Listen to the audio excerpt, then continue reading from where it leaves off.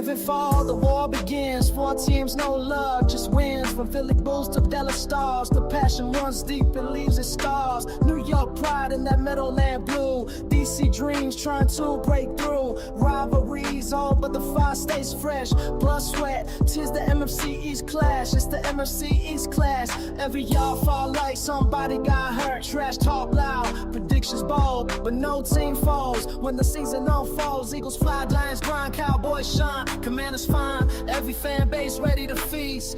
It's war every year in the NFC East. Coaches change, but the hate remain.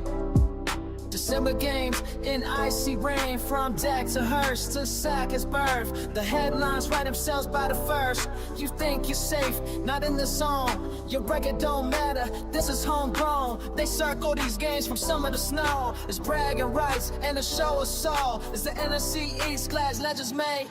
Broken dreams and glory paid. 4th and inches, red zone heat. Miracles made on so many beats. Philly's mean, New York tough. Dallas loud, DC rough. No love, lost can't drive. Just pride and peace. Welcome back to the NFC East. Thanksgiving lights, Monday night hype. A fan base ready to fight all night. They don't shake hands, they draw the line. This ain't just football, federal time. NFC East clash, no easy road. Every rivalry about to explode. Years of grudges, decades deep. Even the off-season can't make them sleep. It's forever fire in the NFC East.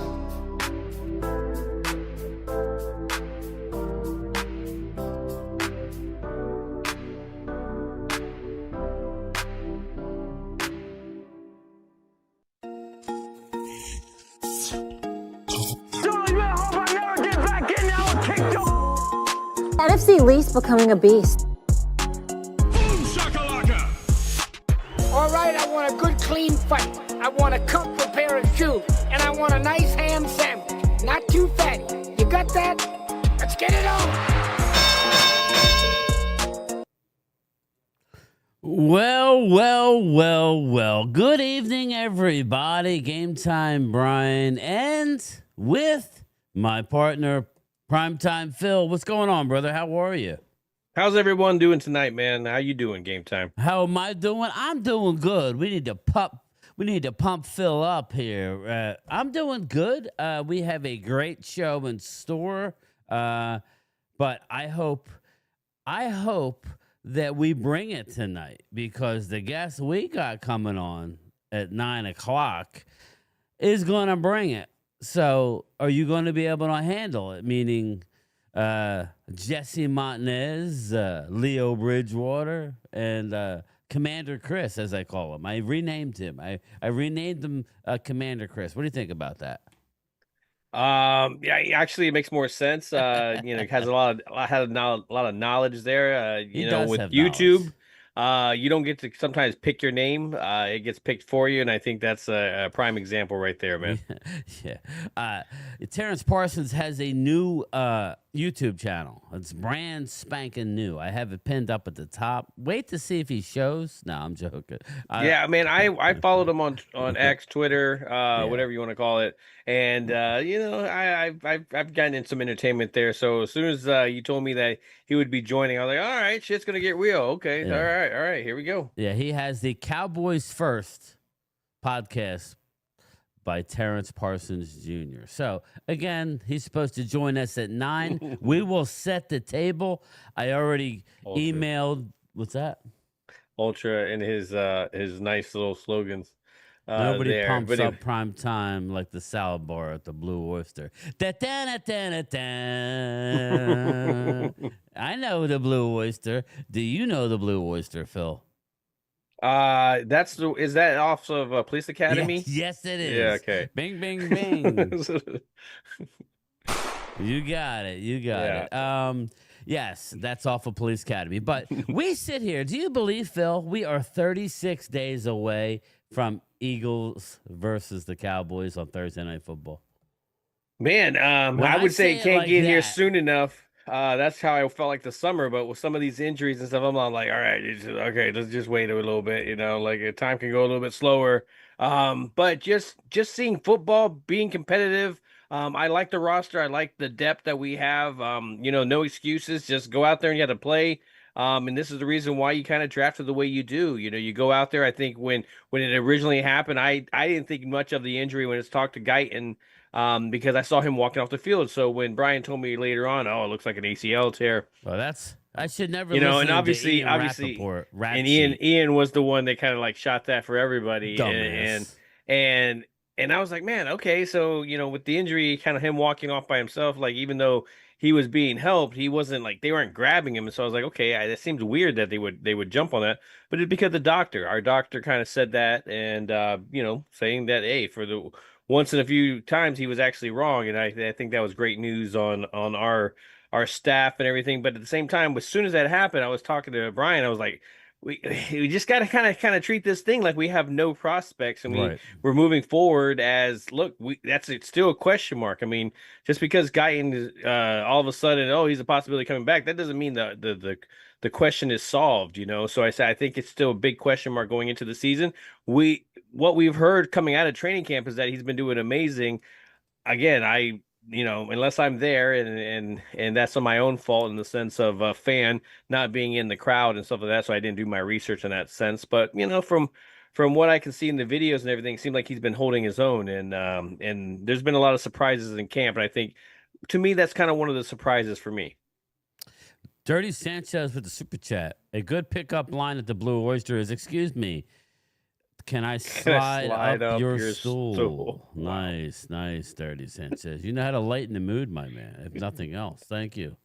I don't know why it's not letting me do it, but thank you. You are in the hopper. I had to switch to my new role. It's a lime green ticket now as opposed to a blue ticket. I guess it's the Eagle Green. Here we go. Start talking shit. Here comes the shitty gifts. Here comes the shitty gifts. Oh man, we got some news. Let's do a little bit of around the league, and then we'll, like I said, we got plenty of time tonight to talk about everything. I don't know. What's your thought about Shannon Sharp being let go by ESPN? Is it surprising? Dude, are we in this? We're still locked into this cancel culture. It's over. Dude, that cancel. He's canceling himself. He can't give his daughter tuition for college, but yeah, he's dropping millions of dollars on lawsuits because he can get Tang and stuff like that. Yeah, so you know more than I know. So I mean, like at some point he's going to cost him a lawsuit or something. I think that's just how the networks are. They just do a revamping, and this person ends up over there. And if it was a free agency, they would be trading each other. Oh, I trade you Joy Taylor for whatever. Yeah. And they would do that, but that's not the case. I mean, as soon as you see them let go, if they're a big name like that, they're going to be somewhere else. So I wouldn't even worry about it. Well, listen. Hey, Hallie, he'll probably be if he doesn't Liz? make one of these shows and morning shows or something like that, he's probably going to push Steve Harvey for like the Family Feud or something like that. Don't worry, brother. Well, let's circle back, Vinny. I don't see Vinny in here, but let's circle back. Dallas had a fight at practice.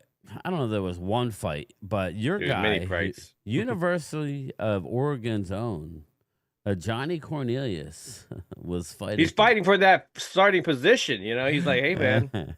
He was fighting, and because him and looked like Mozzie, but I could have been wrong. He was, they were fighting, and they made him do sprints at the end of practice. I like it, man. Like, I think, you're going to have that when you're clashing. You're going to have these injuries that you're talking about in the sense that he just wants physical football. He doesn't want to be unprepared for when the season comes. So I totally get that, that type of football practicing, trying to get, instead of doing, we're doing 7-on-7, like, no, they're doing 11-on-11, how football is supposed to be played. Like I want my quarterback to be used to getting rushed from the pass rush. I want our offensive line to get, protect something as the tight ends are going out and the wide receivers. So I love all that stuff. But when it comes to some of this fighting and Schottenheimer, he at some point he allowed it, and then he's like, okay, we got to cut this shit out. Right. And then I like that. You draw your line in the sand, and I think any great coach does that. But in football, you're going to have that, when you're going against each other, because you're not hitting other people, you're not hitting other teams, you're hitting offense, defense. That's the time when the offense and defense and all that is split apart, and there's straight up competition. Straight up, straight up. And speaking of competition, we talked about this guy. I know I did. We talked about him possibly vying to be the starter at left tackle. But Nathan Thomas. Yeah, that's the one that, like, to me, Austin Richards was kind of my higher Nate thing, but I've heard great time from Nathan Thomas. He had a patella tendon issue last year, Nate Thomas, so we didn't see much of him other than hearing from this giant guy, this 7th round draft pick out of Louisiana, Lafayette, just doing everything right, and he's been doing so well. 6'4", 335-pound Nathan Thomas is holding down the fort right now. Everybody assumed it would be. And let me jump in when you're talking about these tackles. Like, if you're talking about somebody doing well in camp, like, it's not like they're going against low competition when it comes to these edge rushers. I think the edge rushing position is probably the strongest position we have throughout the whole team. And Mike is not even there right now. And he's not there. That is true. That is, I kind of forget that it's going to, bump up a whole other level when he's in there. But right now, man, those guys are, you're hearing about how much they're in the backfield, how much they're wreaking havoc. And yeah, you worry about it. But obviously, when you talk about Fowler and you talk about Easy, them two are, they're friendly competition right there. I meet you to the quarterback, and he goes, oh, I'm not going to meet you anywhere. I'm going to beat you to the quarterback, so I like it. Dirty Sanchez. CeeDee Lamb is saying that it's night and day difference getting open with Pickens on the field. This aerial assault is going to be epic. Again, this is just, Dirty Sanchez, you are stating what really is the obvious, but none of the people want to admit it. Now, we got to see it, right? We got to see it. What I like is when I see the photos of them out in public together, well, like at Walmart together, the Mario grocery shopping Bros. together. Yeah. Doing this stuff together, that's something that, that helps, for, where I don't know if it's true, obviously, but I saw a little quote that said that CeeDee Lamb was saying that he just doesn't feel like it's a 1-year thing. And I can get that, man. You see them bonding like that. Well, and I mean, like Micah, and I'm sure we'll get into it.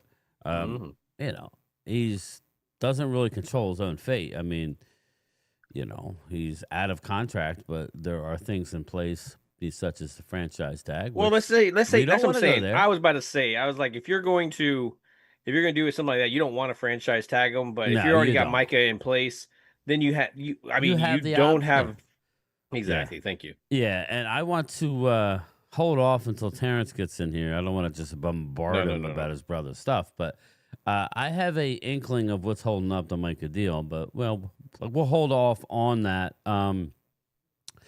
But man, we got football tomorrow night. It's eerie, but like when I look at 36 days away until September 4th. That's scary.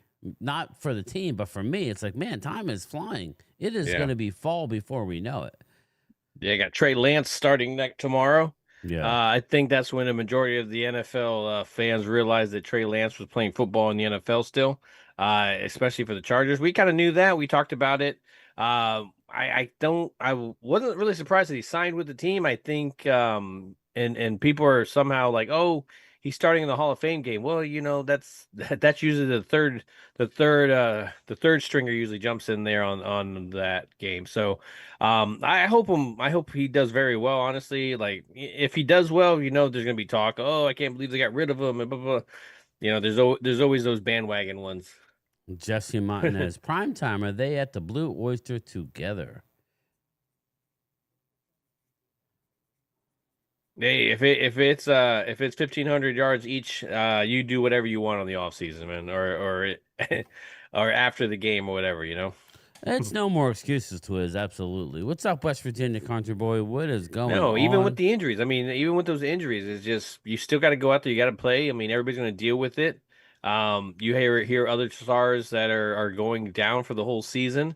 So I mean, unfortunately, it's a part of the game. It's something that hates, and and people talk, oh, it's an excuse. Well, in some way, yeah, I guess, and it is an excuse, but it's a fact as well. And when teams, I always kind of give them that asterisk when they have to deal with it, like Detroit last year. I'm not saying that they would have gone because of their history, but I think they had a hell of a team, and then injuries obviously kind of bombard them. I wonder if San Francisco is going to do the same thing. Is the injury thing, now that they're kind of going to Right. get healthy, Right. are they going to be good, or are they not going to be that great? So I agree. Jerry, a media whore, it's simple. You haven't heard too much. Again, even with, he always does his opening, but you're probably not going to, it's camp, right? I mean, I don't know. We haven't heard from, I mean, that's just part of what he does at training camp. I mean, I really think it's gotten to the point where people just kind of laugh off Jerry. Nobody really pays attention to the old man. It's like, let him talk, right? Am I wrong, Phil? yeah, I know I don't. I would like to think that other people do the same thing. It's okay. I don't know if any of you guys are gamers, but Lionhead Studio, they had a guy named Peter Molyneux. Just anytime he talked about video games, he did blah, blah, blah, blah, blah, just all this promises and talk and talk and talk and talk. And most of his video games didn't have anything in the game that he was talking about. So it's just all these promises, and then by the time he's like 10 years into his career, anything he's saying, they're like, okay, I would just take that with a grain of salt. Right. And I think the same thing has happened with Cowboy fans. If you've been a Cowboy fan for a while, which a lot of us have, because of the success ratio whole thing, you just start to blend them out in the background. What's up, kid, that Cowboy? whole Charlie Brown wah wah wah wah wah Wah. Yeah. Yep. Let's see here. What else we got here? There's a lot of injuries around the NFL. Bills rookie, we all liked him, out of University of Kentucky, Maxwell Hairston, to miss time with an LCL sprain. Again, it seems like Dallas, I would say they dodged a bullet, but they still are very thin in the secondary, right? So, oh yeah, everybody's dealing with something. I mean, as much as, and I hate to say it, but at a moment's notice, those injuries can kind of tweak a little bit. Not to say they'll come back and they'll be bad, but you can tweak them and at least be out for a game or two, So, you really, I'm hoping they have some aces in their back pocket. I doubt it. More like at least a wild card. Give me something. But when I look at the fact that Gilmore hasn't been called, I know Asante Samuel Jr. isn't the greatest option, but to me, I still think that he's probably better than a lot. I saw San Francisco picked up Eli Apple, and I'm like, okay, there was definitely when better. Eli Apple's being picked up before Asante Samuel Jr., yes. There's something going on. That's what I'm saying. Yeah. So when I saw that, I'm like, okay. So it's just interesting. I think there's just some guys out there that I would be okay with. I think a lot of Cowboy Nation would be okay with. Not to say that they're the solution or the answer, but at least at least a nice Band-Aid. Yeah, I mean, agreed. Now, what do you think? Well, that dude, Rollo, hit the like button for the man, Primetime Phil, if you're ready for some damn football. We are. I know a lot of people are tired of talking about football, but that's kind of what we do. I'm not. I mean, not talking about it, but I know Randy he's ready for the actual football. Well, we got football. What I'm excited about, Phil, is when you hear Brian Schottenheimer talk about the run game and how he's not giving up on it. He's going to run it. Especially when you get a lead. He goes, that's when it's most important, is when you have a lead, to be able to run the football. Let me ask you, Brian, then, with that in mind, which obviously, you got to have a good running game in order to kind of implement that.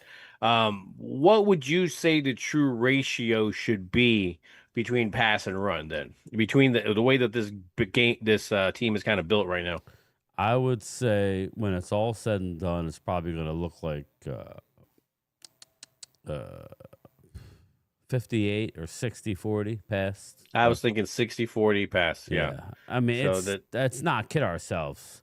With the weapons that we have on the outside, it's going to be tough to stop the passing game. It really is. But if we get in one-dimensional, I think the run game is going to show more when you have a lead, and you're trying to, be able to run the clock out. You keep the other, keep your defense on the sideline. You keep the other team's offense on the sideline. That's kind of what it's about. So, that's the idea. That's the idea. So, I've Linda Conyers 7-10. I've heard that somewhere before. Yeah, hey, it's anything's on the table. I'll bet almost anything against that. I would bet. I don't know, Phil. I would bet almost anything against having a 7-win season. This year. Yeah, I mean, unless again riddled with type of injury type of situation. Yeah, I mean, I like the roster at least enough to get us. Again, I've been in between that 9 to 11 games in the season. Again, that doesn't mean that that's good enough to get into the playoffs, especially with how Washington has played and some of these other wild card teams are going to get in there. Is it enough to win this division? I don't think so. I'm hoping that you jump up in there, but by that point, if you're not making the playoffs, I would be okay with that lower. Just why are you down in that? Why are you at 7 wins? Is it because of injuries? Is it because of your offense can't go? What is the reason behind it? And I think that says a lot as well too, because if it's one of those feelings where you have to feel like, okay, all these moves that we didn't really do anything, or is it one of those things where, like we talked about it last episode, where hey, I'm not going to get this. I'm going to, this guy is slipping in the first round. I'm going to pick him in the second or third round. But why did he slip? Oh, he has injury history. And now you're dealing with injuries and stuff like that. And we all bitched and moaned about this. I know I did. I'm sorry. I bitched and moaned about this injury group here and why Diggs may not want to be here as well. So. Yeah, well, again, if they re-sign Bland, everybody knows it's going to be in the contract. Then Diggs is probably not here long term anyway. I would agree. Is going to replace Diggs by all accounts. Next year or whatever. I mean, you never know. He may go to safety. I'd say in 2 years. I mean, you never know if he comes back health wise. You slide him to safety. It's a beautiful world. But, we really don't know. But you know what I think I'm going to do since he hasn't hopped in here? I think I'm going to bring the other ones, yeah. Yeah, Chris Dooley, hop on in here, Jesse, and Leo until Terrence gets here. So let's do that. We'll start the show and then go from there. So he said he'd be in around 9, but we're not going to wait. So if I'm gonna say, and I'm going to jump in there and ask you, because I kind of want to ask you, if you had to say something from training camp that has surprised you, that you did not expect, that now you have a different perspective, what would it be? Just real quick, Jimbo, game time. How's Ravel doing? He hasn't practiced with the team yet. No, but you see him doing some running, off on the side, catching. He's doing more. And you know what? Everybody's talking about the size of his one leg, but what I will say is, and I was talking to Clemente, I didn't get a chance to get back to you, Clemente, but you got to. Those compression socks hold everything in too, so that's going to look a little smaller than the other leg. You know, it looks like a lot smaller, but I think it's an illusion. I don't think it's a lot smaller. He's been running for a long time. I think it's that compression sock. That's what I'm thinking. But yeah, so again, you guys can hop in on the Zoom call as me and Phil. I'll put the Zoom link in the chat. So Vinny Thomas for me at left tackle. So, so me, I thought, for example, I was like, okay, all the question marks in the sense of the defense and everything. Some of that secondary, is Mozzie going to do anything? How is the combination of a Solomon and Osa going to do in pass rushing situations? There's a lot of question marks that I just wanted to know. But when I look at this, I feel a lot more confident in this defense, at least seeing them out there in motion, doing stuff, disguising things, stripping balls, running to the football. So I think just a lot of the effort and stuff that's being coached there, I think that right there to me is something that makes me feel a little bit better. And yeah, it may not be top 10 or top 5 or whatever like that. I think it could be, but, whether you have the talent or not, I that's going to say a lot, but this, the mentality of them going in and, you hear about these turnovers, so again, like I wonder, I always do the half empty thing where, okay, I see our defense got an interception. but why? Where they throwing it into double coverage where they shouldn't. So I always kind of question it. And I think we brought this up many, many, many times. And I think it's just because of the way that this team is kind of, oh, here we go. Here we go. What's up, Leo? I just think that's the way that this team has kind of made me kind of start to feel, in the off season is just, are you getting some of these holes filled? Pause. Yeah. Grab the chat for a minute. Chat.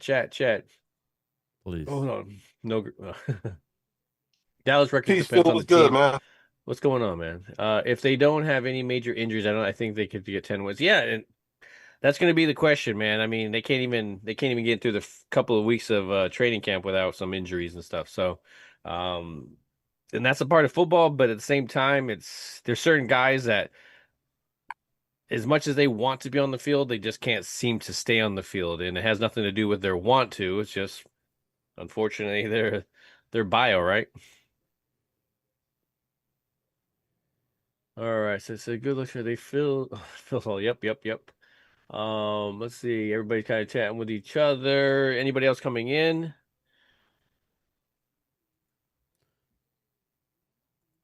Yeah, I just sent Chris Dooley the link again. Okay.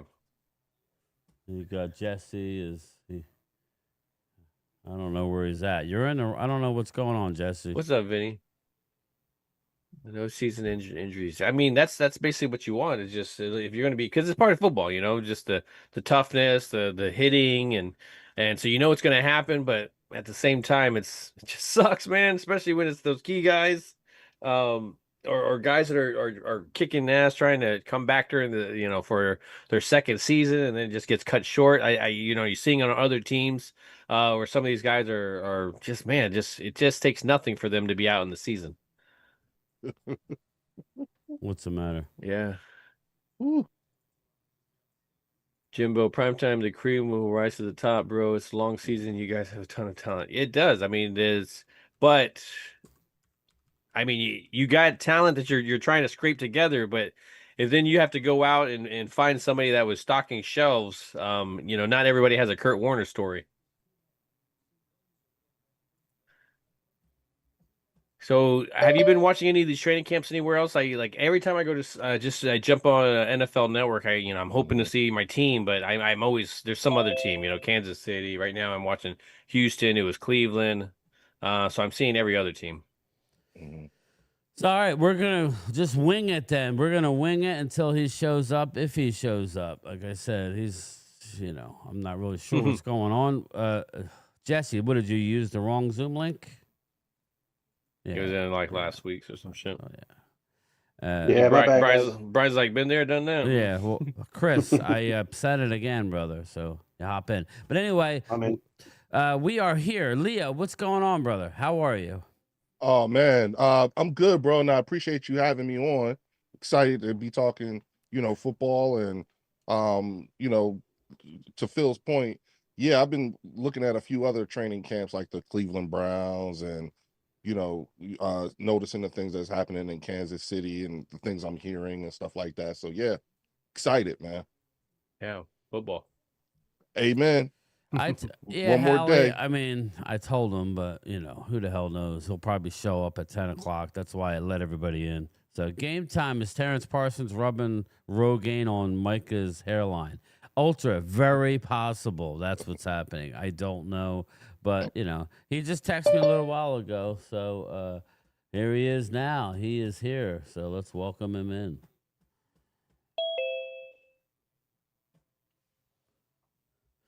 So, I'm going to play a little clip, everybody. Nintendo.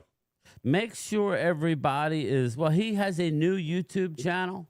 So his channel's pinned at the top. I'm going to media share this. This is just a little sample. He's doing a lot of reaction stuff. And there's like Will Ant. There's not a lot of Micah Parsons on the planet at all. And then he wanted to double down on his comments, y'all. He wanted to double down on his comments. Micah Parsons. I couldn't pay him top of the market. I like him. But this week I talked about Micah Parsons. I couldn't pay him top of the market. I like him. but I don't think he has the strength of Jared Verse, the consistency of Myles Garrett. He doesn't play inside like Chris Jones. I don't think he's as... I hate that, man. I understand he's a undersized defensive end, but people act like he didn't do things like this. You know, people act like he didn't do things like this. And if you don't remember this, I got video evidence. Don't worry about it. Watch this. Watch what Parsons does here to McGlinchey. Looks like Bruce just throws McGlinchey on his back with that right hand. Like, Colin, I can dispute anything you're saying, man. Like, if you're gonna come with facts, come with things that are real. Micah is one of, if not the best defensive player in the league. He's one of the faces of the NFL. If you look around Cowboy Stadium on game day, you see more 11s than anything. That's the value that he brings to this franchise. He deserves every penny that he's going to get. Top of the market. He deserves to be top of the market. He deserves to reset the market. And I really feel as though, regardless of when TJ Watt signs, Mike is going to come ahead regardless, because he's going to actually be able to reset the market. You know, he has the age, he has the numbers, and he's just a generational talent to do so, to really reset it and make it $5, maybe $10 million more than the next guy got, the guy under him got, and everybody else is going to have to fall under that. Well, there it is. Terrence Parsons Jr. speaking his mind.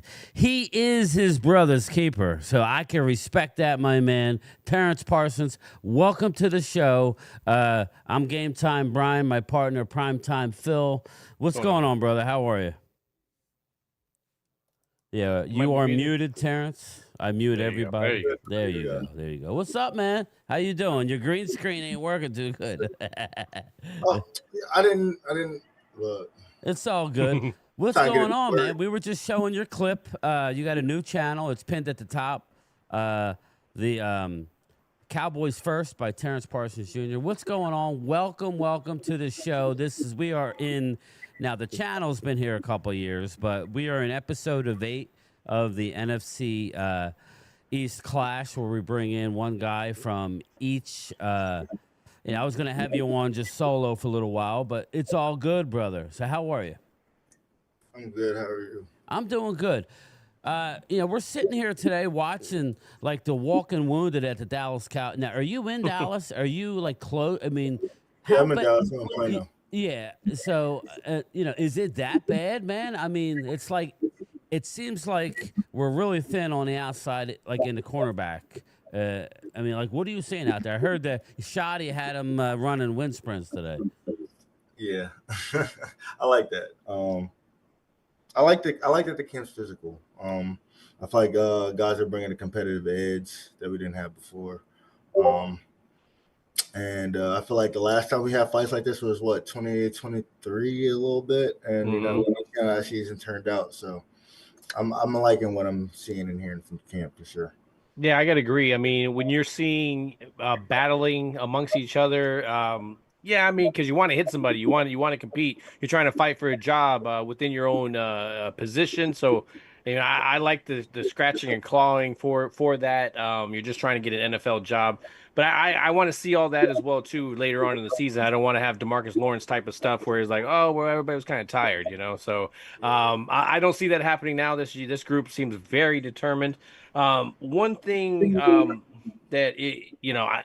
going into this training camp, people are focused on those things, but I think a lot of people are focusing on the front office and some of the lack of stuff that they've done. This offseason, they did a lot more. Some of these other ones like Luke, that Jake Ferguson contract right before Isaiah likely comes out. I think that was surprising. So I got to give them a little bit of credit on that. How are you seeing them in the future with Stephen Jones kind of taking over this? Do you see this something being resolved later on, or is this something that it's going to get worse as we go, or when Jerry kind of pushes more out of the picture? Do you see that being more of a problem now?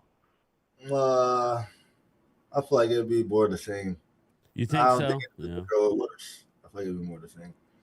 Dirty Sanchez with the super chat. Terrence, anyone ever tell Micah he should learn how to flop because he gets held so much? From Dirty Sanchez. I've actually heard that a couple of times. And you know what I mean? Yeah, sometimes you do gotta sell a call, but it's hard to sell a call when you're trying to go get the quarterback, man. Plus, he plays for the Cowboys, Terrence. Come on now. Like, we know how that works, man. I don't know what's going on with the NFL, but it seems like, you know, literally, and I was just playing like one of your videos. You were responding to Colin Cowherd. This is the same guy. Cowherd. This is the same guy who compared Carson Wentz as a Maserati and Dak Prescott as a Corvette. Meanwhile, Carson Wentz, I guess he's still in the league, hanging on somewhere. But Dak Prescott, regardless of everybody poo-poos every little thing. I get it. He's underperformed in the playoffs in a couple games against the 49ers, but he's full of crap.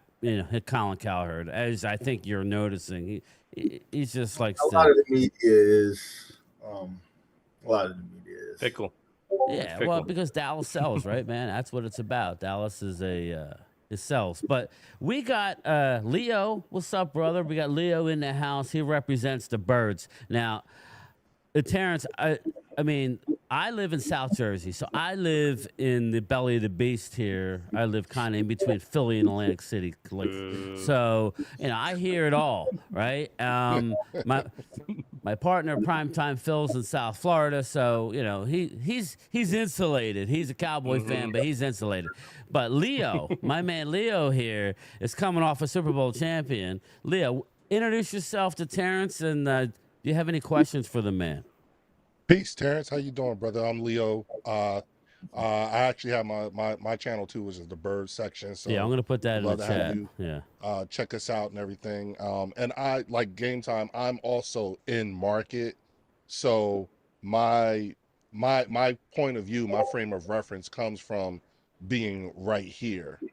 And the question that I have for you is, we talk. The talk outside of Dallas is all about Micah and his contract and all that. Do you think that some of the holdup has to do with language in the contract? Considering we just saw Diggs. We just saw Diggs get $500,000 docked out of his contract because he didn't have, instead of having a workout bonus, he had to have. It's a de-escalator, that's what it was. You gotta pay the cheerleaders, man. Yeah. So is it that kind of thing that's going on more so than what we see on TV? Well, I mean, really the holdup is really just negotiations period. It ain't got nothing to do with language. I would say more on like terms of money and like what the money and what the market calls for is going to look like. It's more in terms of that.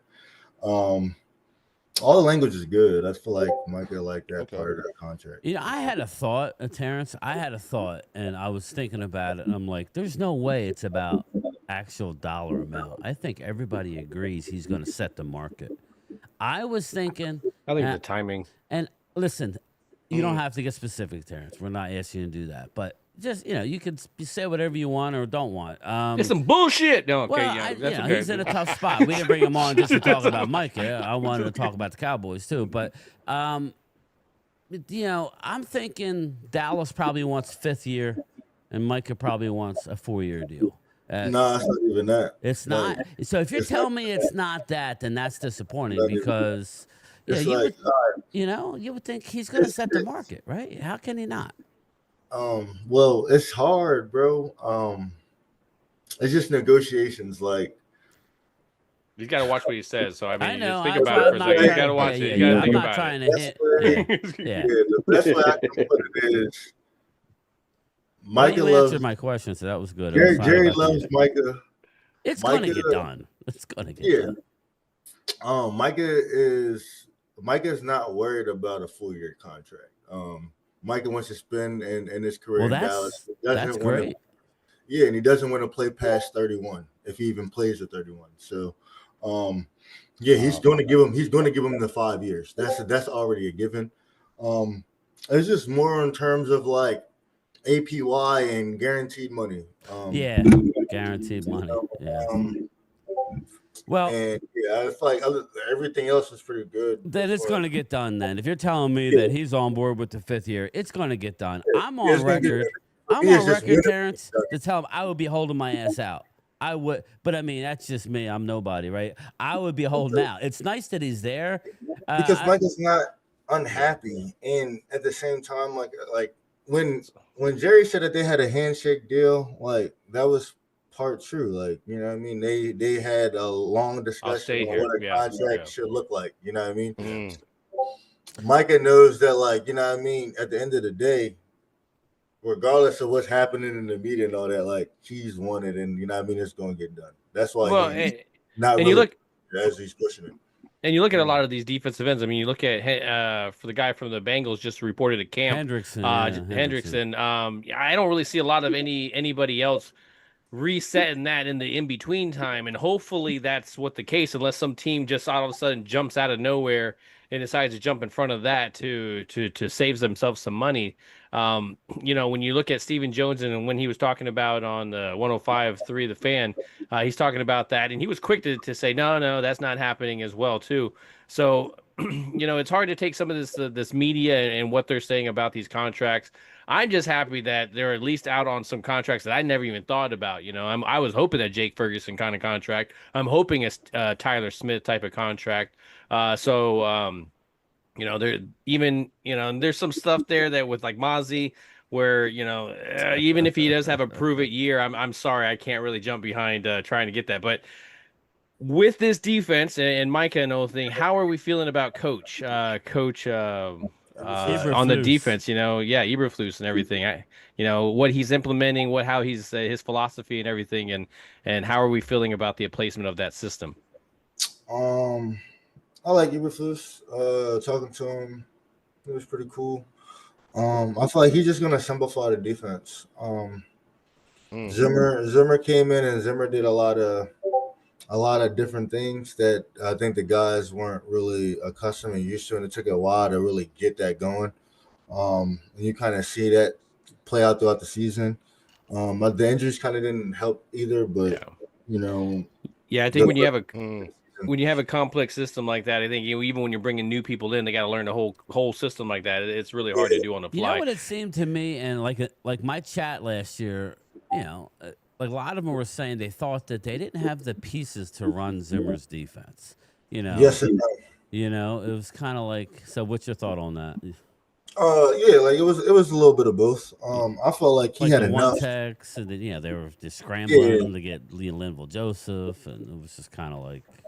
Yeah, and then he was trying to, you know what I mean, another thing he had said, he was trying to mix things, you know, like mix things with the old regime with the new regime, and then, you know what I mean, that kind of messes things up too. And I just think he didn't get a fair shot in that 1 year that he did get. He just didn't get a fair shot. I love what he did for Micah and how he kind of really like focused the defense around Micah and Micah's ability, and you kind of seen that in the time that he did play. A lot of people don't even realize he averaged a sack a game. He's never done that. Well, I mean, we were running the numbers, and as far as like quarterback pressures, nobody was really even close. I mean, everybody just looks at the sack, right? And he gets sacks, but you know, like Primetime Phil's the next quarterback for the Oregon Ducks. He could tell you it's being pushed off the spot. Everybody knows. Everybody at the snap, they're pointing out number 11. Where the hell is number 11 at? Where's he at? We need to block him. We need to put 2 guys on him. We need to hold him. You know, I mean, hey, there you go. Hey, little She's man. on camera. I'm a dad too, so I'm sorry. I see the little ones, and it's like, hey, Leo, duct tape does wonders. Leo, that again. Duct tape does wonders. My question to you is, everybody, or at least me and Phil, have been wondering, we would love to see Mike moved around a little bit. We don't want to see him dropping back, right? We don't want to see him dropping back. He's a pressure player, right? would love to see maybe Easy or Dante Fowler come off one end and line up Micah in the A gap. I mean, man, if I had to throw a wild card in there, I would put Micah in like a Donovan Wilson type of situation where you kind of run around the field and you don't know where he's going to go, whether he's going to drop back. And I know his biggest thing is rushing the passer, but anytime you got to watch him back in high school and everything, that dude got some moves, man. It's like whether he's kick returning, punt returning, any of that kind of stuff. So I mean, I know he'd be all about it, but when it comes to his defense, I just kind of want him to roam around. I want him to be like a Palomalu type of character where you have a lot of freedom to kind of feel the defense and feel where you want to go. Now, I mean, what do you think about Terrence? Are we off base on that? You just want him to be edge rusher, come down? No, I never was the type to say that he should be strictly one thing because he can do a lot of everything. Micah, I felt like Micah's best and purest position is always linebacker. The rushing the passer has always been a thing. That was kind of a surprise to everybody, Terrence, because Dallas drafted him, and I think Dallas got lucky. Dallas got lucky that he was a beast, being able to pressure the quarterback. If you did your homework, you knew that what Micah was going to be able to do. Because, now I want to get to like some of the people who and Leo, I'm sure Leo's one of them, not Leo per se, but I got a question. Everybody wants to hammer Micah, right? About he ain't good against the run. What would you say to those people? I don't know. I'm not going to put words in Leo's mouth, but there's plenty of them in the chat. I have a lot of Eagle subscribers, and they all think that he is ass against the run. My contention was, Terrence, they don't pay him to stop the run. They pay him to terrorize the quarterback. Now, does that mean he can't stop the run? Of course he can. But, I mean, what would you say to those people that he needs work stopping the run? Turn on the tape. Honestly, when you're in a 4-3 defense and you're 6'3", 255 pounds on a good day, 50 pounds on a good day, I mean, it's going to be hard going up against 300 pounds. And then two of them at the same time, sometimes with outside runs. But that's physics. That's but to say reality. If you watch him over the past 2 years, he's greatly improved in what he thought that he needed to work on in terms of the run game and being able to be better in those situations in terms of hand fighting and leverage and things like that. And I felt like last year, because he got hurt, you kind of didn't get to see all the things that he was doing. But before the injury, he was top 5 in edges and run stops. So I think that he definitely is taking pride in that. He knows what his weaknesses are. He's one of those guys that, like, I'm going to attack what they say I can't do. So it's just one of those things that you just got to turn on the tape. When you watch the Dallas Cowboy defense, it's easy to look bad in the run when everybody else is looking bad in the run. But when you're doing your job, you're doing what you're being asked to do. You know what I mean? You can only do that as a defensive end. You know what I mean? Yeah, like Terrence, that's what I keep saying regarding. I'm curious to see how Eberflus is going to run this team. I know he's a, he's pretty simple, traditional. But you know what I mean? No, we don't really know because we keep hearing that he's going to adapt to his guys, and that's what we want. You can't kind of like what Kellen Moore did last year with the Eagles. He didn't go there and try and run a Dak offense with Jalen Hurts. He kind of catered the offense, ran the ball, and read option. Not really like Kellen Moore. He did that to save his job. And that was a smart thing to do. Yeah. So I'm curious to see how they're going to run this defense. I can't imagine. I'm just curious. I think you're going to see. I think honestly. I think it's just going to be a lot of Micah at the end. I feel like if you look at Eberflus, it's a lot of 4-man rushes. If you take Micah off the edge, you know what I mean, that's a big part of your pass rush. He does like to run a lot of 4-3 over. I think that can help for Micah in a stand-up situation. You know what I mean? Yeah. So I think you'll see a lot of that, but I think you're going to see a lot of just a 4-man rush. I don't see him playing a lot of linebacker just because he's not in training camp right now getting those reps. Love it, yeah. Makes sense. And I feel like our linebacking core is a lot stronger than it has been in recent years. Explain that, Terrence, because, and listen, anybody has a question for Terrence, get in there and ask it. I'm not going to. I have a question. I got one too. But I want to him to go ahead and explain that. Go ahead, Mike. Go ahead, Terrence. Explain it. Well, last year, I didn't want to tonight, brother. Last year it was Overshawn or nothing. Maurice showed flashes, Kendrick showed flashes, and right now in camp, Maurice seems like he's put it all together. Like I said, Eberflus's defense is a lot simpler, so guys aren't really thinking; they're flying to the football. And I think you can kind of see that. Playing football. Jack Sanborn, guy we brought over from Chicago.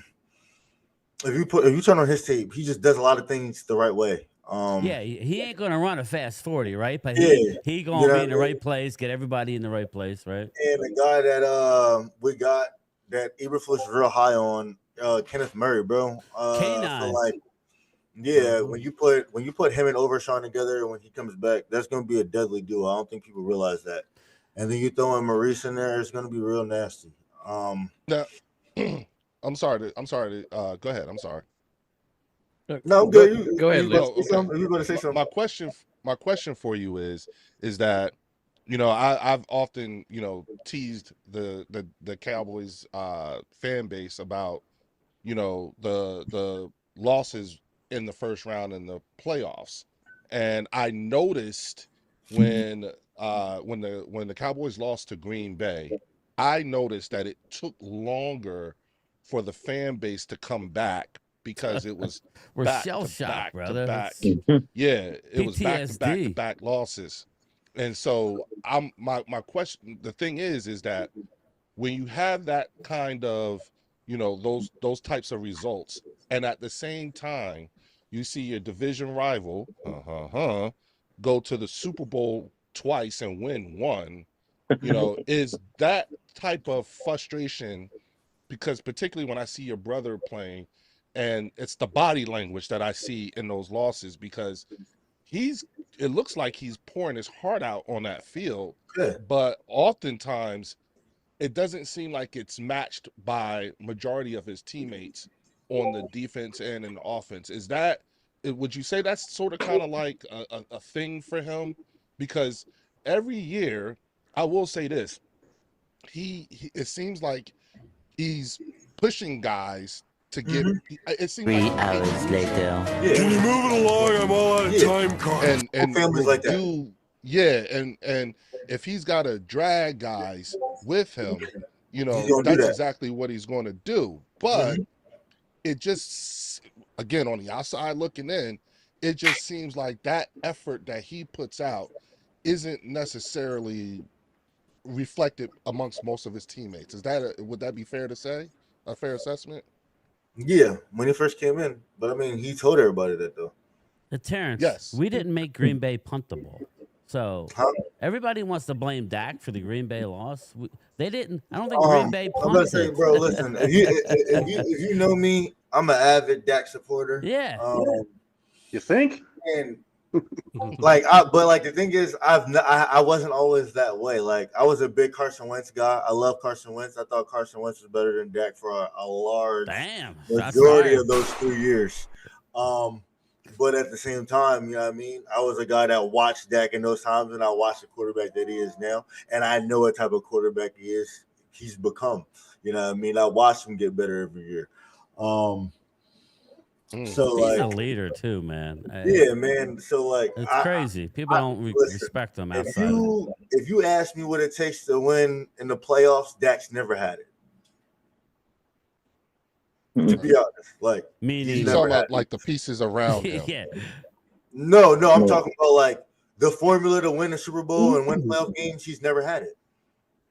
Never. If you're gonna be all the way 100, if you know real football, what do you need to take to win in the playoffs? Run the ball and stop the run. Yep. You haven't been do neither one of those things. Yeah, especially in the last 4 years. You know what I mean? Right. That's been and then seeing us win doesn't help the and that's situation. what I tell everybody. Me and Phil tell them. I don't care about that. You know what I mean? Guys, you know what I mean? Somebody got to win it. Yeah. You know what I mean? Well, I think it comes from years of, and I don't know, because you guys were born and raised right near Pittsburgh, right? So you. No, near Philly. Like okay. So now, did you grow up an Eagle fan? No. Okay. Okay. So, well, because a lot of Birds fans think that Micah secretly wants to play for the Birds. Never wanted to. But I mean, I don't care either way. But I think it's funny because they all say they don't like him, but I think they would take him on their team. You know what I'm saying? Everybody. Absolutely. Yeah. Well, yeah. But at least you're honest, Leo, because there's so much crap talk out there about, and now they don't want them and all that. Here's the deal: you got to stop the run. And you got to run the football, Leo. We've been saying it. That's what the Dallas teams of old did. You didn't see Aikman throwing the ball for 300 yards every game. They ran the ball with Emmett, and they stopped the run with their defense. So it's crazy because Troy Aikman is literally Jalen Hurts. Oh boy, that's what you're saying. I've been saying that though. Aikman was accurate though. No, he wasn't. Okay, no, he wasn't. Was accurate. You saw those NFL competitions in Hawaii. Maybe it was the game that it was, but he wasn't that accurate though. Drew says, I thought he was extremely accurate. So Terrence, I'm gonna say this to you, right? Because I remember your brother's remarks regarding Jalen Hurts, and is it him or is it the system, right? Mm-hmm. My question for you is that we all know that Jalen Hurts has not had the same offensive coordinator he's had a different offensive coordinator pretty much the entire time he's been in the league, except for his first year. So take that. Which system is it? Because when you look at the type of success he's had, even in a down year, you know what I'm saying? Leo, when we say a system quarterback, we don't mean the actual plays. We're talking about the people in front of him blocking. We're talking about that's to me is the system. Is that system? Appreciate that, Phil, but I want him to answer this question. I'm about to say my answer different. The system is regardless of what coordinator comes in there, they have to conform to Jalen Hurts. Fact or fiction? Yes, it's true. Kellen did. That's the system. We're going to come in. We're going to run the ball. We're going to keep him in good positions to where he can either use his legs or make a good pass. We're never going to have to depend on him to be elite, like Cam Newton said. That's a fact. You don't. Okay, Jalen Hurts never needs to be elite for y'all to win. Never does. Okay, so if you're telling me that the system has to bend to the quarterback, then isn't it the quarterback? No, because that's not everything. In your situation, is everything around the quarterback. Oh, so again, listen, we had a 2,000-yard rusher on our team last year, right? Yeah. But we also had a 1,000-yard. But we also had a 1,000-yard wide receiver too. And what I'm wanting to know is what is it that you need to see? Like, is there a particular type of throw you need to see him make? Is there, what is it? Do you need to see him elevate the players around him? What do you need? What metrics are you using when you say elite quarterback? Like, what is an elite quarterback? You gotta watch it. That will give you the kind of success that he's had. What elite quarterback will give me the type of success that he had? Listen. Yes. What is your definition of success? I got a super chat. Team success or individual success? Let me read the super chat real quick. Team success or individual success? Definitely Walker Wade. Team success. Leah, hold up a second. Yeah. Walker Wade, Aikman's stats and records in the playoffs were amazing. What matters about a quarterback is if they can rise to the occasion in the playoffs like 8 did. Walker Wade. Listen. I feel where you're coming from, and I always say you pay a quarterback to be great when you need him to be great. That's what you pay a quarterback for. Everything else is dependent on other people. Your team needs to keep you in the game for your quarterback to be great. You know what I'm saying? Your team got to be able to keep you in the game for you to be able to showcase your greatness. So that goes back to when I say like Jalen Hurts, bro. Before this season, He has 4 playoff wins where the team that he beat hadn't scored more than 7 points. What is he being relied upon to do? Anybody can win those games. Anybody can go out there and win those games. If my defense can go out there and not allow more than 7 points, anybody can win those games. That's what I'm. But when you look at other situations ain't like that. When he said, "What I need to see is, I just need to see Jalen Hurts in a situation where he actually needs to be dependent on for the team to succeed." Then like I'll be able to get like in the Super Bowl when he threw the ball for 22 times, bro. For real. The defense won that game alone. Again, the defense won that game alone. Everybody would agree with that. Let me ask you something. Would you prefer? I want to get Chris. The formula. Yeah, let's get Chris. I need to get Chris in here. He's been trying to get a question in. We can't. Okay, sorry. All right, Chris, go ahead, brother. No, I want Terrence's opinion. I mean, your brother, he's killed my team, Washington. I want to know, regular season, he's a demon. He tears it up.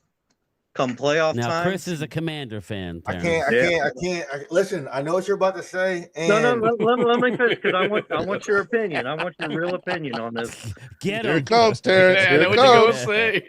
Man, come playoff time, he's barely a blip on the radar. But, your opinion, is that due to bad coaching or bad scheming? Because that's our defensive coordinator. That's our coach.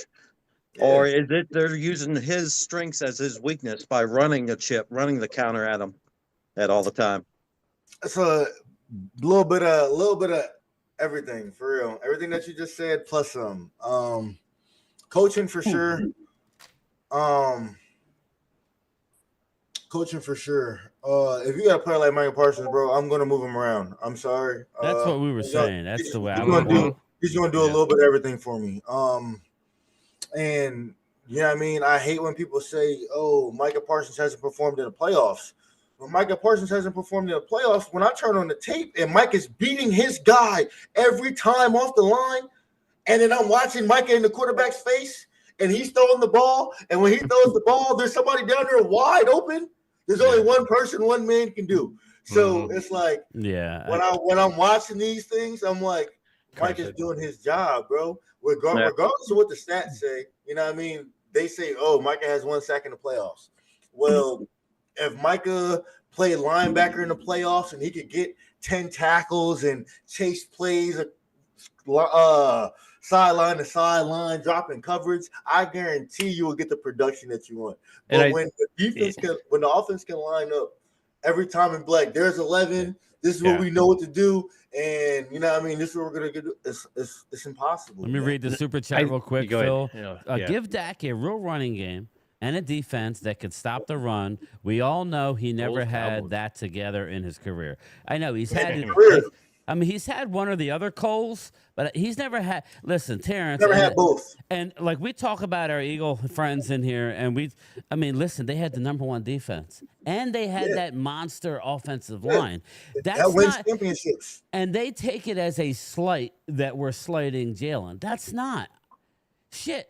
I'll take a bus driver like that, and I don't mean that in the worst possible. I mean, at all. I wish Dak could win like that. I wish Dak could be the bus driver. No, they put the ball. You know what I'm saying? So they take it as a disrespect when in reality it's not. It's not. It's not.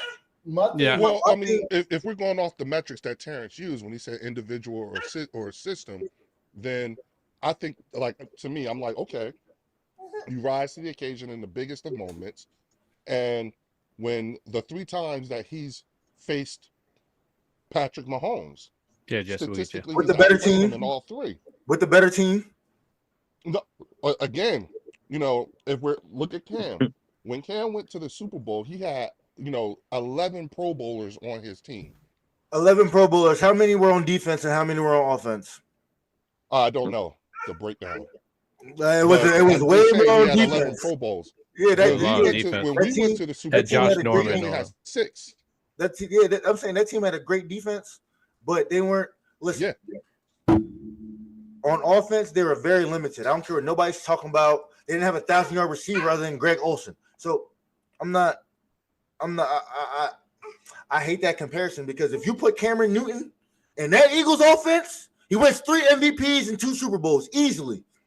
Easily. But what has Cam Newton shown you that will tell you that he can run 4 or 5 different offenses and still make it to the Super Bowl? Because he did more with less. We're always he did more with less his whole career. Yeah, he went to Auburn for 1 year and played with only 2 other people that got drafted, and they won a national championship. That was the craziest run I've ever seen in my life. Yeah. You know what I'm saying? Like, Jesse, you want to jump in? And then he was able to come in to Carolina, a team that hadn't won either, and he took them to the Super Bowl. You know what I mean? So it's just like you see his greatness. So like when people try to downplay it now, bro, we all seen Cameron Newton's greatness. I don't care what the stats say. The stats are misconstrued because of the talent that he had around him and what he had to do to win. Mm-hmm. So Jesse, you want to jump in? You got to go. Oh, okay, go ahead. Yeah, yes, please. Terrence, it's an honor and pleasure to meet you, buddy. Excuse me. First of all, I've been a Giant fan since 1977. I've seen the greats. My question to you: You guys could have drafted Micah, but you didn't. You skipped over him. Yeah, that's one. But I'm talking about bad. I want it so bad, but it is what it is. The store's still open, by the way. Anyways, get the back. I was saying, as your brother was coming up, did he ever watch Lawrence Taylor's style of play, the legend defense? Did he do that? And then has he used any of his abilities or techniques, I should say? Actually, Micah growing up, he didn't really watch football for real. He didn't really start watching football until like college. Okay, that's interesting. Yeah, he didn't really start watching football to college. It was more of like he played. He was just the one who played. He did a lot of sports. Did you play ball, Terrence? Yeah, for sure. That's cool. Yeah, so he probably, my brother was a big time athlete, and I was too. When you're the athlete growing up, you're probably you're not really watching sports too much. Like maybe on like Sundays, but like you're not actively watching it. You're playing it. You ain't watching it. Yeah. I was just curious. Let me get to the chat real quick. Are you guys watching the preseason game tomorrow or football? Heck yeah. Hell yeah. It's a rite of passage. I'm not going to analyze it, but yeah, we might live stream. I don't know. We'll see. Yeah, it's Trey Lance should have stayed on our team. It's football. All right, let's get back to the round table and let's get back to some questions. Enough badgering Terrence about Micah. I appreciate him answering the questions. We've been going around about some other stuff. We've been kind of mixing it up now, so it's been kind of nice. So let me start off. Terrence, what's your thought on the NFC East and what... Again, I was shocked when I saw the odds. Dallas is 50-1 to go to the Super Bowl, and I'm not saying we're going to the Super Bowl, but that's just weird. That's a big time slight. You wouldn't have thought they would have gave us. I'm like, what? Like, I don't know, man. They're hating on us, man. Who's going to be able to stop that offense? I'm just serious, and more importantly, just talk about our running game. What do you expect from our running? I think that's a good question because we all know that. Our outside wide receivers are going to be tough to stop. But that running game, are we going to be able to run the ball this year? Are we going to be able to run the ball? You got to be able to stay healthy up front, man. Right. We dodged the bullet. I like Nate Thomas, though. Are you going to be able to stop the run? Yeah, that's the question. Here we go. So we don't know yet. I asked Dan Quinn that question. You know what he told me? That's what did Dan say? Everywhere. No, not Dan Quinn. I'm lying. Dan Quinn said he was going to stop the run, but it never really happened either. Yeah, Eberflus told me everywhere he's went, he stopped the run. That's what I keep saying. Yeah. Badge of honor. Yeah, Jesse, year one, Eberflus is very successful. But I'm asking Terrence. I'm not asking Eberflus. Are we going to be able to be a lot better against the run? What's your?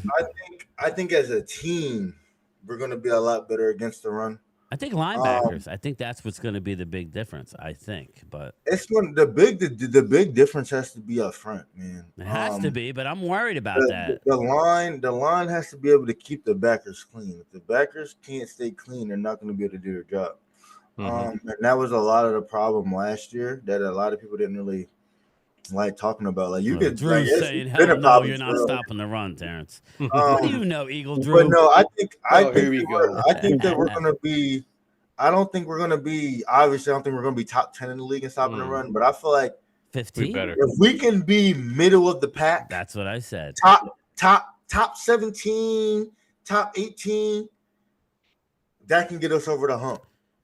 Now, what if I told you our offense is going to be like key, and that's why I was asking about running the football, because if we can keep the Eagles on the sideline, that greatly improves your chances, their offense on the sideline. That increases our chances of winning the damn game. You know, as much as I know, as much as I like what we're gonna be able to do.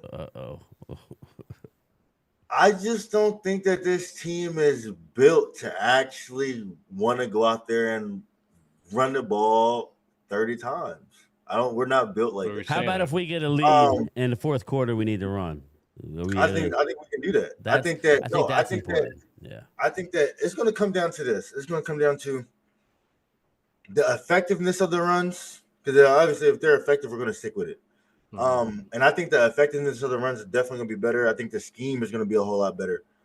And I see us being about 60-40 pass. I see us being about 60-40 pass. Right, what we were saying, yeah. Yeah, that's for ratings, though. Listen, well, I mean, look at those wide receivers. I'm about to say, bro, like you can, like I love Shotty, and I know he definitely gonna want to establish line of scrimmage. I know he's gonna want to establish the run. I know he's gonna want to do play action. But at the same time, he talks about feeding our playmakers and marrying the runs with the passes, because he knows at the end of the day, this has got to be a pass first offense. It's built to be that way. We have all the weapons. I feel like this is the most talent outside of the running back position. This is probably the most talented offense Dak's ever had. So, do you think that this is what's the actual formula to get Dallas over the hump and deep into the playoffs? You know, like for us, number one offense. And we have to be able to run the ball when we want to. It's not about can we run it. Can we run it when we want to?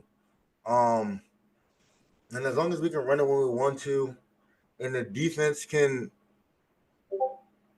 like I said, be middle of the pack, man. Just be able to get. That's all I was saying. Middle of the pack. Yeah, middle of the pack, bro. We need to be able to set up and second and long and third and long. You know really, what? You stop the run on first and second down. First down mostly, because if you stop the run on first down, it's usually going to be a passing down after that. So it's just like, as long as you can minimize first down and second down, we're going to be in a lot of good situations. We're going to – I see us having – even with 4, if we have 4, the right 4, we're going to have a top 5 pass rush in the league.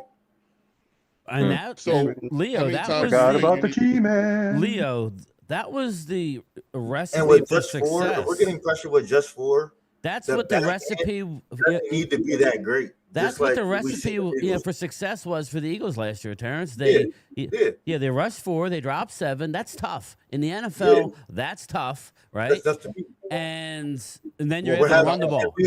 We have the edge rushers in the 3-10. Well, that's why I was saying you might be able to, if you might see Micah moved around a little bit, because our edge rushers are really good. We're really deep. So they're maybe not now, maybe 8 games into the season when they're getting into their tool bag a little bit. Maybe they'll line Micah up in different spots, and that would help Micah long term. I want him to take a page out of Zimmer's book, because Zimmer really focused that whole defense around Micah and the pressure that he creates, and like the whole team. Oh, good question. Super chat. Randy McIntyre wants to ask Terrence. Randy, come on in here, brother. He says, Terrence, do you think we need a big one tech? And that's a good question. Yes, we have one now. Jay Tulia? Yeah. You like Jay? Now, I just don't. And I mean, he's having a good camp, man. He's doing better than Mozzie. I know that. I know. He's not lying. He's not lying on Twitter. So it's just like we need a vet. We need one more vet at that position. I think they're right now. I don't see how he makes the team. And he's a first round pick. I don't see how he makes the team. What's your thought about Christian Wilkins? I know what's going on my behind the God. scenes, so we could talk about that. But I mean, It's again, gonna be. I mean, me personally, I'm pulling that trigger. Yeah, me too. Bring him in. Personally, Kiss me on the forehead all you want. Stop the run. Even if it's just you're gonna be able to get him for pretty cheap. And it's just an investment for the long term. You know, he has to deal with some things early in the season. Injuries, yeah. But it's somebody that you can have in your backyard come playoff time. So it's definitely a move that I would make if it makes sense for both parties. But we definitely need to vet one tech like yesterday, 2 weeks. Is Micah gonna let him kiss him on his head? Man, if he gonna come in and stop that run, he could kiss me all he wants to. You feel me? All right. Well, I was at the draft, Terrence, with my partner PRIMETIME, Mark Holmes, who's a big time Dallas Cowboys content creator. We were in Detroit, and at the time of the draft, we're all looking, and they're looking for me. Say, all right, game time. Who you taking here? And I'm like, all right, I like Joey Porter Jr. I liked him. I like Nolan Smith, but you know how that goes with the whole scheme fit BS. You know, Dallas didn't draft T.J. Watt because he didn't fit our scheme. We went and drafted Taco Charlton. So when they drafted Mozzie, I looked to my buddy DMV, and I'm like, and he's like, that wasn't a good pick. Now I'm rooting for Mozzie. I am. I'm rooting for the guy. Me too. But it's not looking good, bro. Yeah, well, that's what I'm saying. Even if he has a breakout year, I'm not re-signing him for a contract. You know, I'm allowing him to kind of walk and hoping that we get some kind of compensation and draft picks and stuff like that because he has an amazing year. It's simple. Rooting is one thing. Producing is another. Yeah. Yep. Real I quick. got a question for you. Yeah, real quick. We got Terrence Parsons Jr.'s channel link pinned at the top. Everybody go sub up to him. He's got a new YouTube channel. Let's support him as he's getting started. Clearly, the man knows football. I try and listen. I do Twitter because I have to do Twitter. I've been on the NFC East Super Friends with Law and your boy Lord Brunson. Yeah, I got a question for you, Terrence. Yeah, let me finish my thought. But this Terrence, everything's, Lord Brunson can get toxic, brother, on Brunson is toxic, yeah. He can get toxic. What's so the beef? everybody's expecting toxicity. Isn't And it over Terrence money? just knows football. He's gonna have his brother's back like I would. So just remember that. Yeah, I'm gonna have my brother's back, and then like Brunson just be talking nonsense, bro. Like you can just tell. And every time I confront Brunson about, did you ever play football? He just never responds. It's just like I know, like just from the things that he say, I just can tell. Like he don't really play. He never really played the game, and I mean you can tell. I'm just the type of person Thanks, like Thomas I like speaking with knowledge, bro. Like I just hate ignorance. So like if we're gonna talk football, we can talk football all day. But like when you don't like the caveman fans. Oh, they suck. This does it. No stats or no knowledge. Yeah, like if you can't give me no stats, no film, no none of that, bro. Like I can't. I just want to say, you know what I'm saying, because we stick up for Mark, but as the lone Eagles representative here, I got to take up for my man LB. I love that dude, and I do think he'd be on point with he was nice to me. I'm just saying he gets toxic. On point with what? I just but when it comes to the things that's going down between you and him, Terrence, it sort of kind of throws me for a loop because I'm just like, well, what exactly is the beef here? I'm just unclear on that. It ain't no real beef. That's what I'm saying. Like, he does what he do for clicks. Exactly. And I was on a show with him, Terrence. He was very nice, but that's his job. Now, what's he wrong about, in your opinion? I don't want to have a whole show with him. He's not here to stick up for himself. So let's move on from that subject. Loyal, you got a question? Go ahead, Loyal. So I had a question for you, Terrence. So you've been around, obviously, the locker room and stuff like that. This year compared to last year, does the culture seem different? And do you think last year the reason why Dallas had such a bad year besides injuries was because of the culture? They were thin, but anyway, go ahead. Yeah, the culture is definitely different. I knew it would be different from the moment that I talked to Schottenheimer. It was the culture being different was something that I've been saying that needed changed. Micah, from the moment that Micah kind of like mentioned it to me, like I don't think he ever really said it publicly, but it was just something that like he just mentioned to me, and it was like something that, like I was like, damn, like okay, I can kind of see like why we lose a lot of the games that we lose. Yeah, because McCarthy, he just kind of stood there on the sideline with his arms crossed. He wasn't engaged with the players. And that's the thing. And when I got to be honest with you, when Shoddy first got here, I was kind of mad because I wanted Prime. But after I heard Shoddy talk and seeing his motions and stuff like that, I was like, okay, this guy's on to something. And I keep telling people that, a lot of people are like, well, he's a first-year coach. He's been in the league for 20 years. So I think he's going into this with a chip on his shoulder because this might be his only opportunity to prove why he should be a head coach. Yeah, it was one that I mentioned that when I talked to him, when I met him, and when I asked him, my first question to him was like, "How do you plan on bringing this team together?" You know what I mean? Because I just knew this was something that needed to happen, and he was just like, "Hey, the first thing I want to do is find out why they're here and why they do this." When you kind of find out why they're here and why they do this, I feel like everybody can find some common ground. And all the coaches were at Micah's charity event, and then it was like one of those things where like he just preached like everybody be at everybody's, functions, just be there for each other.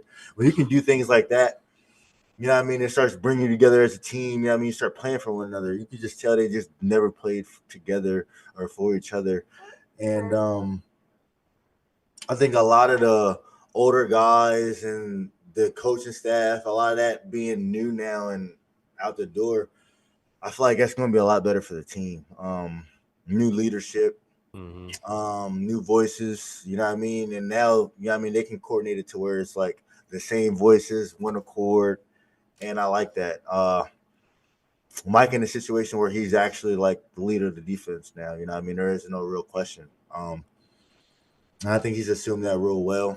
Dak, obviously, CD's coming into his own, and I just feel like now we're ready. Before, people don't really realize like how young we were 3 years ago and 2 years ago. And people expected greatness out of teams that was like, yeah, Dak's older, Dak's a vet, but he's dependent on guys on a rookie contract. I don't think people really formulated that.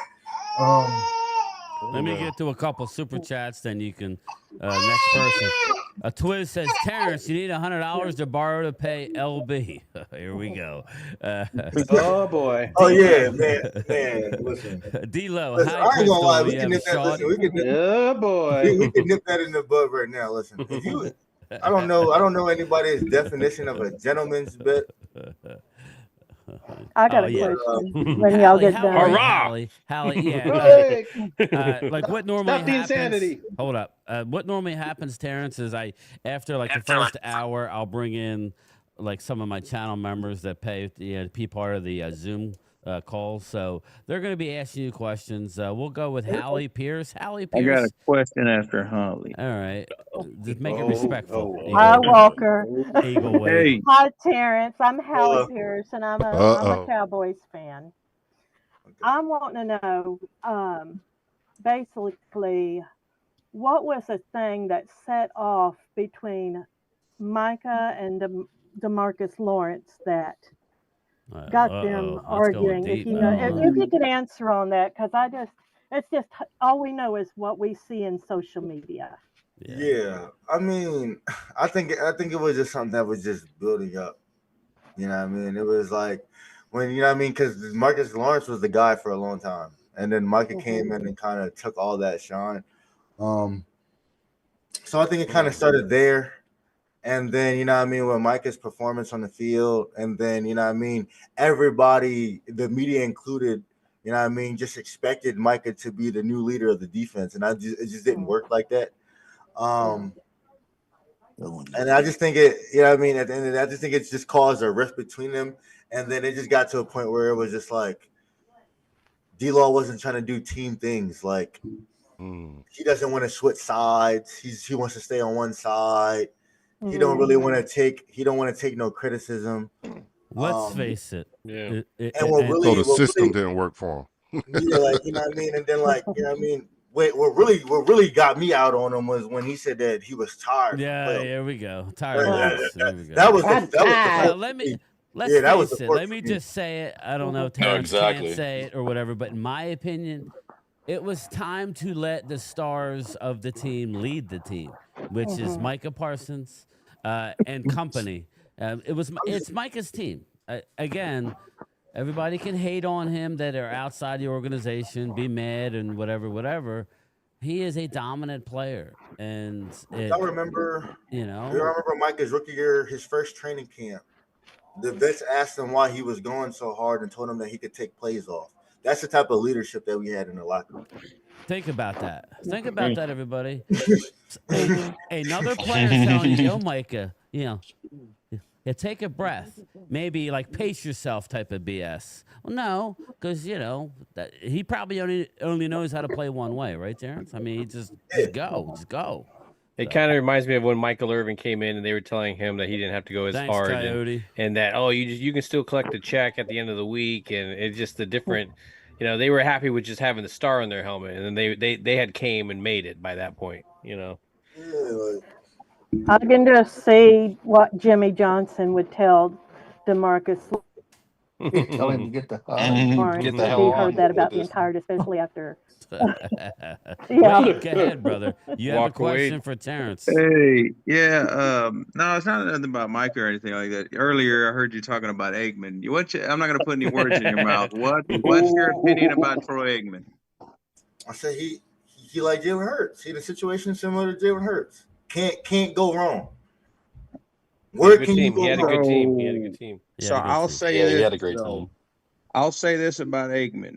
In 1992, they were a young team. They went to San Francisco. The 49ers were loaded. They had Hall of Famers all over that team. They were a veteran team that had won Super Bowls.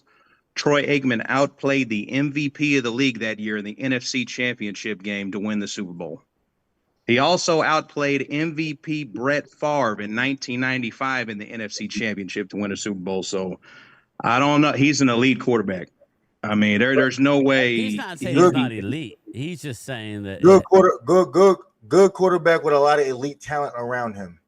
But all the teams he was a lot of playing rejected were talent elite too. as well. The 49ers were loaded. Yeah, I'm not saying. I know that Niners team was loaded, but were the Cowboys not better than them? Hey D, how are you, D?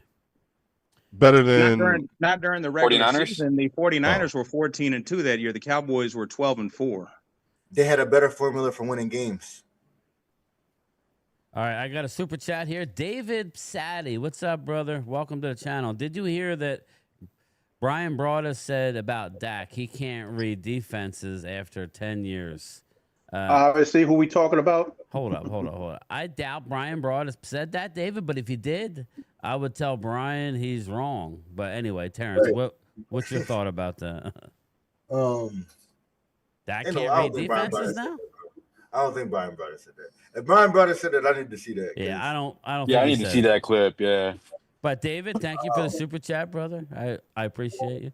Another super chat in here. There's no way we're saying that Dak can't read defenses. Again, everybody, it's not the easiest thing. Like you said, when you're rushing 4 and dropping 7, and there's heat on the quarterback. It's not easy. The person who can't read defenses, they're calling him the top 5 quarterback in the NFL because he won a Super Bowl. Yeah, and here's what I think, Terrence. I think about the team as a whole. I mean, even if we don't beat the Eagles week 1, let's be honest. I mean, I think we will. I mean, I predicted us to lose. I'm saying I'm a diehard Cowboys fan, but I mean, I would be happy. I mean, if we can lose by 3 points and keep it close, I think it's gonna be a very close game. I think it'd be a win for us mentally. I mean, if we get blown out, then I think it's gonna be a shootout. It's gonna be a blowout. It's gonna be a shootout. Hold up. Yeah, Another super chat. Just a little clap back. Aikman could play in any offense. Can they say that about Jalen Hurts? Aikman could have played because he had the arm to play in any offense. But yeah, I mean, Drew, you're up next with the question, brother. I understand. It was y'all era back. What'd you say? Yeah, I do have a question. I'm just saying he did outplay 2 league MVPs, but listen. I do have a question. If you go look at Troy Aikman's stats, he didn't deserve not one MVP. I ain't gonna cap. No, but Eggman didn't get an MVP. He outplayed 2 MVPs in 2 NFC title games. But if you go look at his numbers, they were terrible. I ain't gonna cap. If you go look but at all that matters is the numbers in the playoffs. The stats in the playoffs are ridiculous. But that's why he's saying. And guess what? You know what they're saying about that? You know what they're saying right now? The same shit about Jalen Hurts. Who's saying that? Because I haven't heard anybody say that. I mean, that's what you I want. haven't heard anybody take a slight. Your quarterback to make good decisions in the playoffs. Look what he did against the Chiefs, and look what he did against the Commanders. That's all I keep hearing. Oh, yeah. Oh. All right, next is up, Drew. Go ahead, Drew. Yeah, I have a question for Terrence. Since we're talking about greatness, right? With all due respect, I appreciate you coming on the show, man. Graciousness, I appreciate you. But we know holding is Terrence. Holding is something that is prevalent throughout the league, just not to Micah, because we know Jalen Carter gets held and double teamed all the time. Micah, we talk about greatness, who's going to be the highest paid defensive player ever, only has 2 sacks in 4 Super Bowl games, 4 playoff games. That's only averaging less than a half of a sack.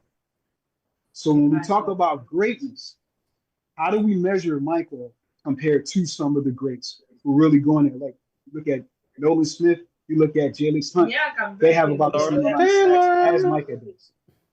I'll wait. When you say things like that, you know what I mean? I'm gonna counter with we watch the games. When he says LT, there was playoff runs where LT didn't get no sack. There was playoff games where LT didn't get no sack. You know what I mean? It's a part of the game. Now, when we actually go into game planning, Nolan Smith not on nobody's game plan. Jax Hunt not on nobody's game plan. Somebody on who on somebody's game plan? Jalen Carter on somebody's game plan. Yeah, I would agree with that. That's fair. That's fair, but Terrence, would you say that Jalen Hurts is on somebody's game plan? Because when you game plan to take out, hold on, let me finish. When you game plan to take out Saquon Barkley, you're game planning to say we want this guy, Jalen Hurts, the quarterback, to beat us. So that is game planning. And when that person takes the Super Bowl and he wins it and wins the MVP, how can you talk about greatness when Jalen Hurts took greatness in his hands and won the Super Bowl? So when we talk about game planning, you have to game plan for Jalen Hurts. You don't have to game plan for Jalen Hunt, but you game plan for greatness, which is Jalen Hurts. So tell me I'm wrong. Wrong. You wrong about they didn't game. Listen, they I tried. Stop the cat. Hey, Terrence, what'd your brother say? Stop the cat. Don't cut him off. They game plan to stop greatness. That was Saquon Barkley. That's what they game plan. That was greatness. Now, if we go really look at that Super Bowl, the most impressive throw that Jalen Hurts made that game was to Jahan Dotson. That was the most impressive throw that he made that game. Damn. The most impressive. So that one to Devontae Smith wasn't great. That wasn't. He was wide open. Get him. That wasn't great. I can't take you serious, Terrence. I can't take you serious. Get him, Terrence. I can't take you serious. That throw got him the I can't take you serious, bro. He wasn't wide open. He wasn't wide open. Wait a minute. What about the dagger?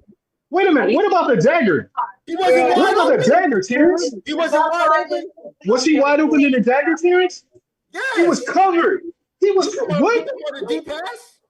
Wait, are you talking about the first time they played Kansas City or the second? Because I think you're confused. No, I'm talking about the last Super Bowl. Yeah, the dagger was not. He was covered.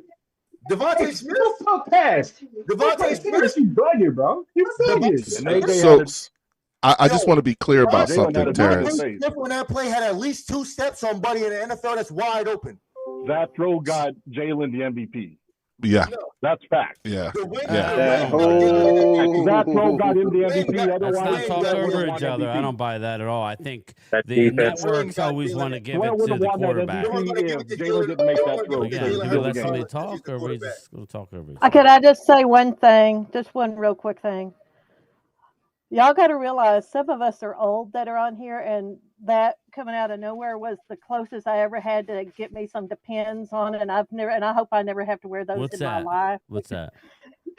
When Terrence, it was okay, and then the others, it just gets really loud. On the thing that was the best jump scare, but I thought I was going to have a pair of Depends on. All right, Dirty Sanchez says that's what everybody keeps preaching. Jalen Hurts didn't earn the MVP. It was a stripped away from Barkley and given to Jalen. I could care less. He won the game. I don't. If anybody was going to win that Super Bowl MVP, it had to be somebody on defense. It was Josh. I just watched the play, and I seen he had two receivers around him, but he had little room to make the catch.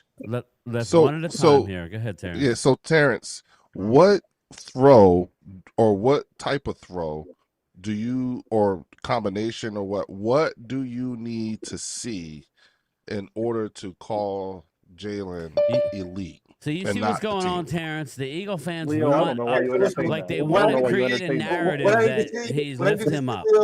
What I need to see is I need him to have a Lamar Jackson type of season. Not even make it to the NFC Championship and lose. Not even 40 touchdowns and 3 picks. I don't even need all that. But can I see 4K and 30 touchdowns with the best offensive line, the best receiver core in football? Can I see that? Okay, but like Lamar and go to the so would you rather see that and no Super Bowl? 2-6 in the playoffs and 10 years? Can we see cutting off, guys? One at a time. I can't stand when they say that because listen, if he could do it, he would do it. And it ain't about winning. It ain't about that. It's not.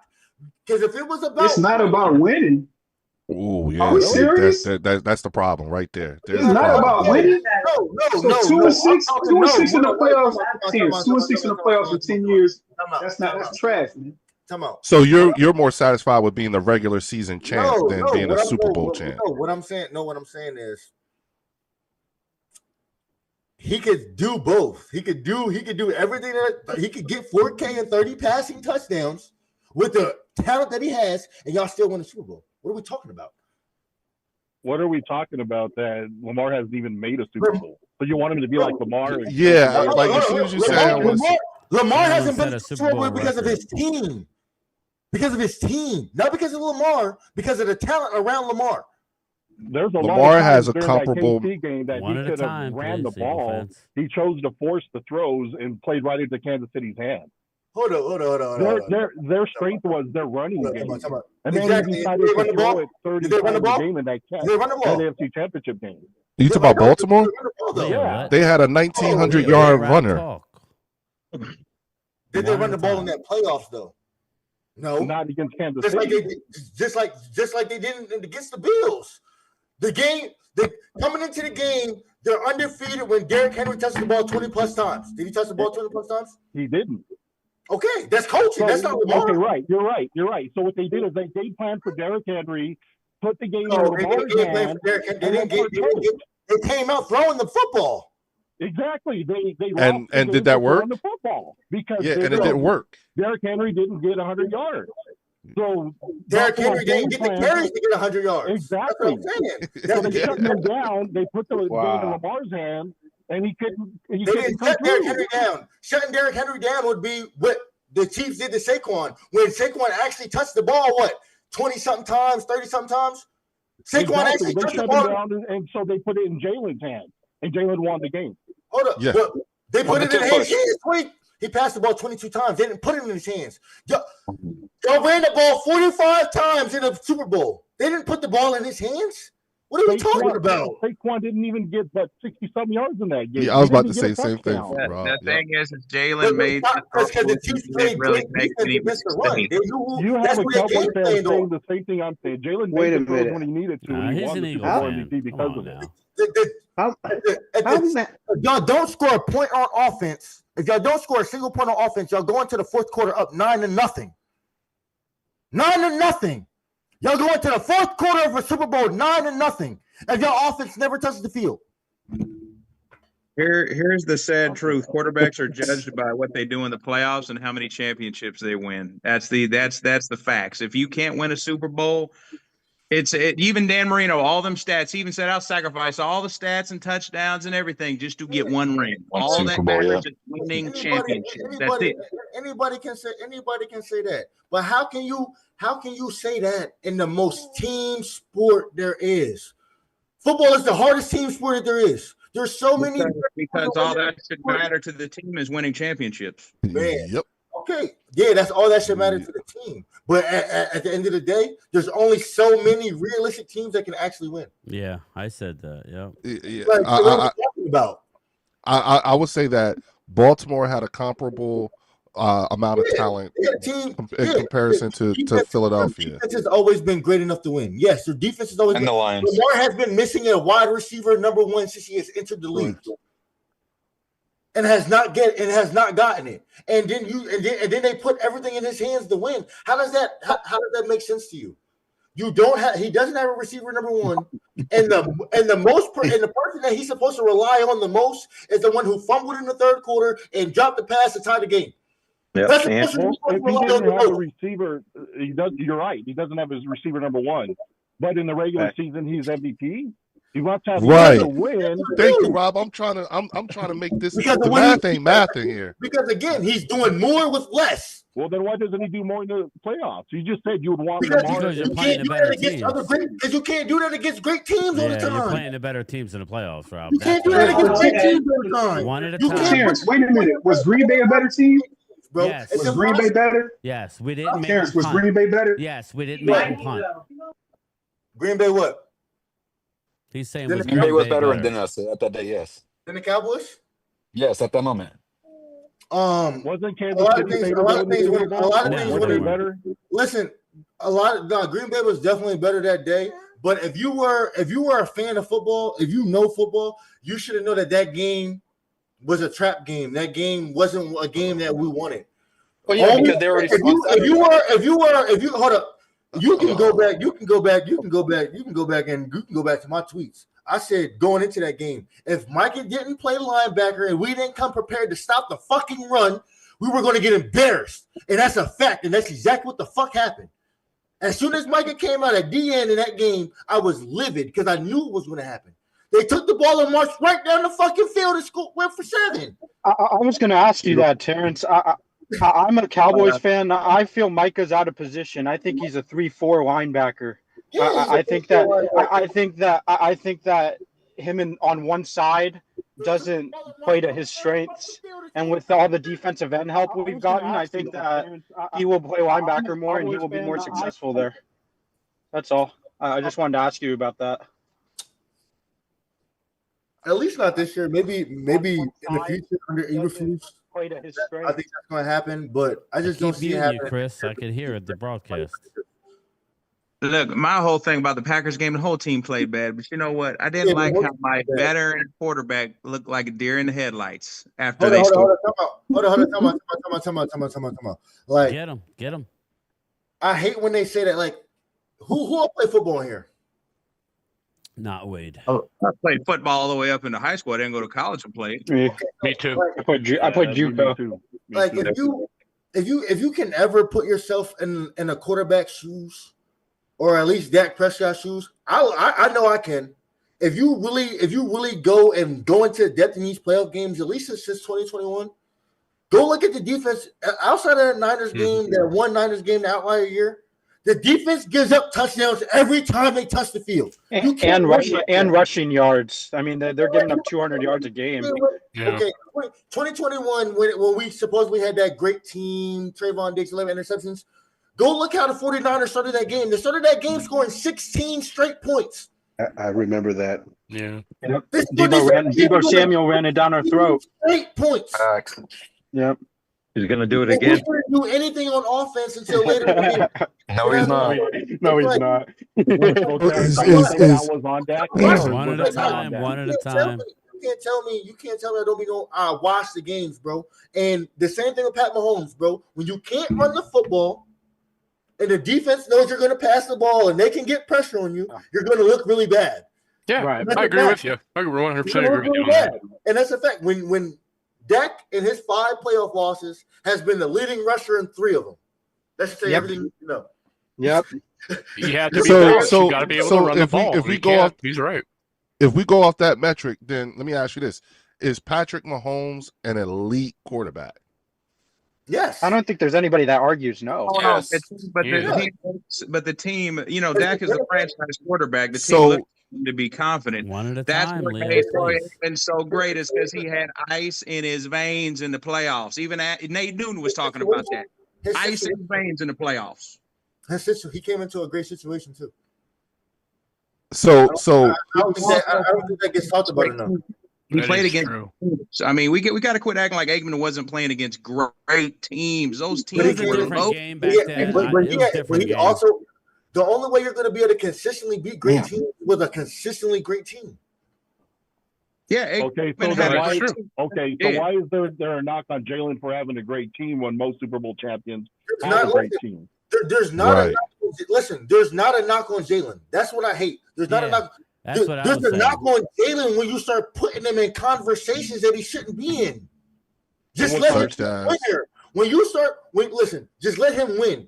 I wouldn't say anything because I'm all fine with winning. You win how you got to win. But then when I actually watch the games, I watch him not be able to read defense. I watch him take clean pocket sacks. I watch him not be able to get the ball off. I watch it. That's not a good quarterback. What did you also say, Terrence? And then I watch on TV because people are calling him a top 5 quarterback, top 10 quarterback, and I know for a fact 10 quarterbacks off the top of my head that would do great in that situation.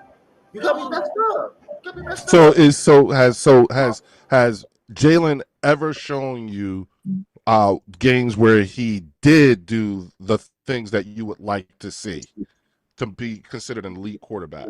Has he ever shown you flashes of eliteness? Yes, bro. I'm not. Listen, I can't. Jalen Hurts is an NFL just quarterback. Need more time. Yeah. You know what I mean? He's an NFL quarterback. He's going to give you the flashes. He's going to have big games. He's an NFL quarterback. He's in the NFL for a reason. That's what I'm saying. I'm not saying he's. I'm not saying he's. I know. All I'm saying is I know what type of quarterback he is. He's more like Tim Tebow. Tim Tebow was a winner. I was a big Tim Tebow fan. Tim Tebow was a winner. I'm not saying talent-wise Tim Tebow, bro. I'm just comparing this situation. That was gonna get ugly there. Real quick, Dirty Sanchez. Preach, brother Parsons. Thanks for clearing that up, Terrence, man, because I was like, what? Can I say something real quick? Yes, Hallie. Yes, go ahead, Hallie. Go ahead, Hallie. Like Tim Tebow, he just knew how to win. I'll wait till Terrence gets done. I was just going to go back because I'm observing this, and the ones, when you're talking about Aikman, I can tell Joe this DeMassi's is post-Aikman. I can tell it's post-Aikman because some of y'all were not old enough to see the Super Bowls that Aikman played in, and all I cared about, Aikman might not have played the best, but he got 3 rings. He got the job done. He got the job done. That's all that matters on that. Yeah, there's only 2 quarterbacks in NFL history that have won 3 Super Bowls in 4 years. That's Tom Brady. But in the same breath, nobody in Troy Aikman's time was calling him a top 5 quarterback, an elite quarterback, or anything like that. It wasn't going on like that. But he was playing every single top quarterback in the playoffs. No, I understand what Terrence is saying. I understand. Yes, just remember, guys, back when Aikman was winning Super Bowl. Yes, it was everybody else that was being the real quarterback. It was Steve Young. He outplayed 2 league MVPs in 2 title games. I'm not arguing with you. But nobody was saying Aikman was better than those quarterbacks. What we're talking about is what the narrative was at the time. We were all saying it. I lived through it. I'm 53 years old. Aikman was always taking a back seat to other guys with more stats. John Elway. Yeah, there were John Elway, Montana, Warren Moon, all these quarterbacks. And I know. I wasn't even born yet, and I know. Yeah, I know. It was loaded with quarterbacks back then. We're not saying he wasn't great. You know how I feel, Wade. I loved him. I understand, but it's about winning games. All I'm saying is, if it was all about winning like it is right now, like they say, then Troy Aikman would have been a top 5 quarterback in this time, and they would have been talking about him right now as a top 5 quarterback of all time, or at least in the discussion. And he's not in neither one of those discussions. I would say this: what Terrence is saying, but if he wins that Super Bowl, if he wins Super Bowl 94 and they win 4 straight Super Bowls. Probably the greatest quarterback that ever lived.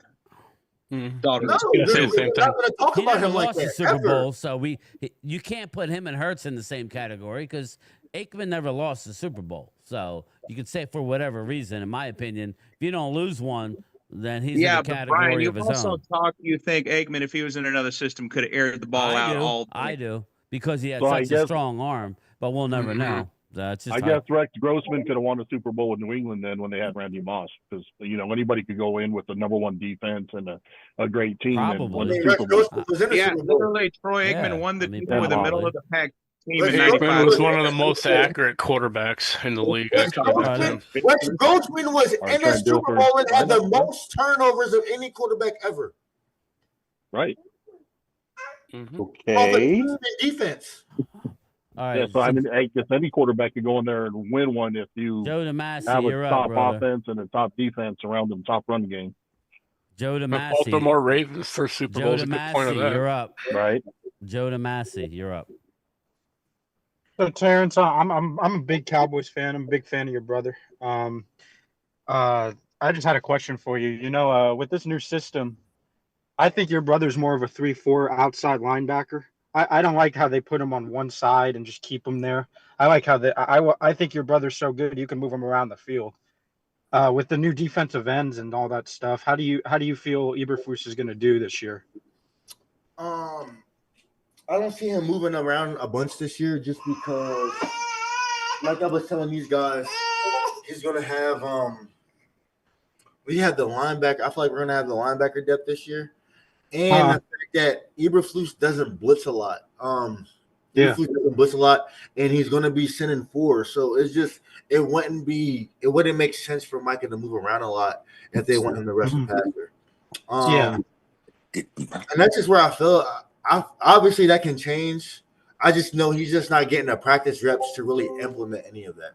That is facts. Yeah, I mean, and that's I just want to say I love Wee. I just sparked Rob, you're up next. and because Terrence has got me so messed up. I literally just rolled one and just started blazing up. I don't even so we I had to.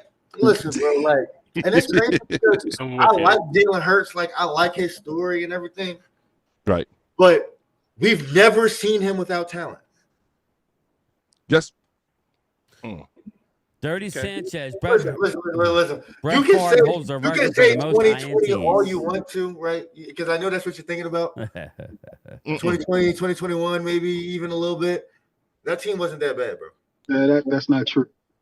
That team wasn't that bad, bro. That team was good enough to win 9 games in that bullshit division. And so it wasn't that bad, bro. It wasn't. I'm sorry. It wasn't that bad.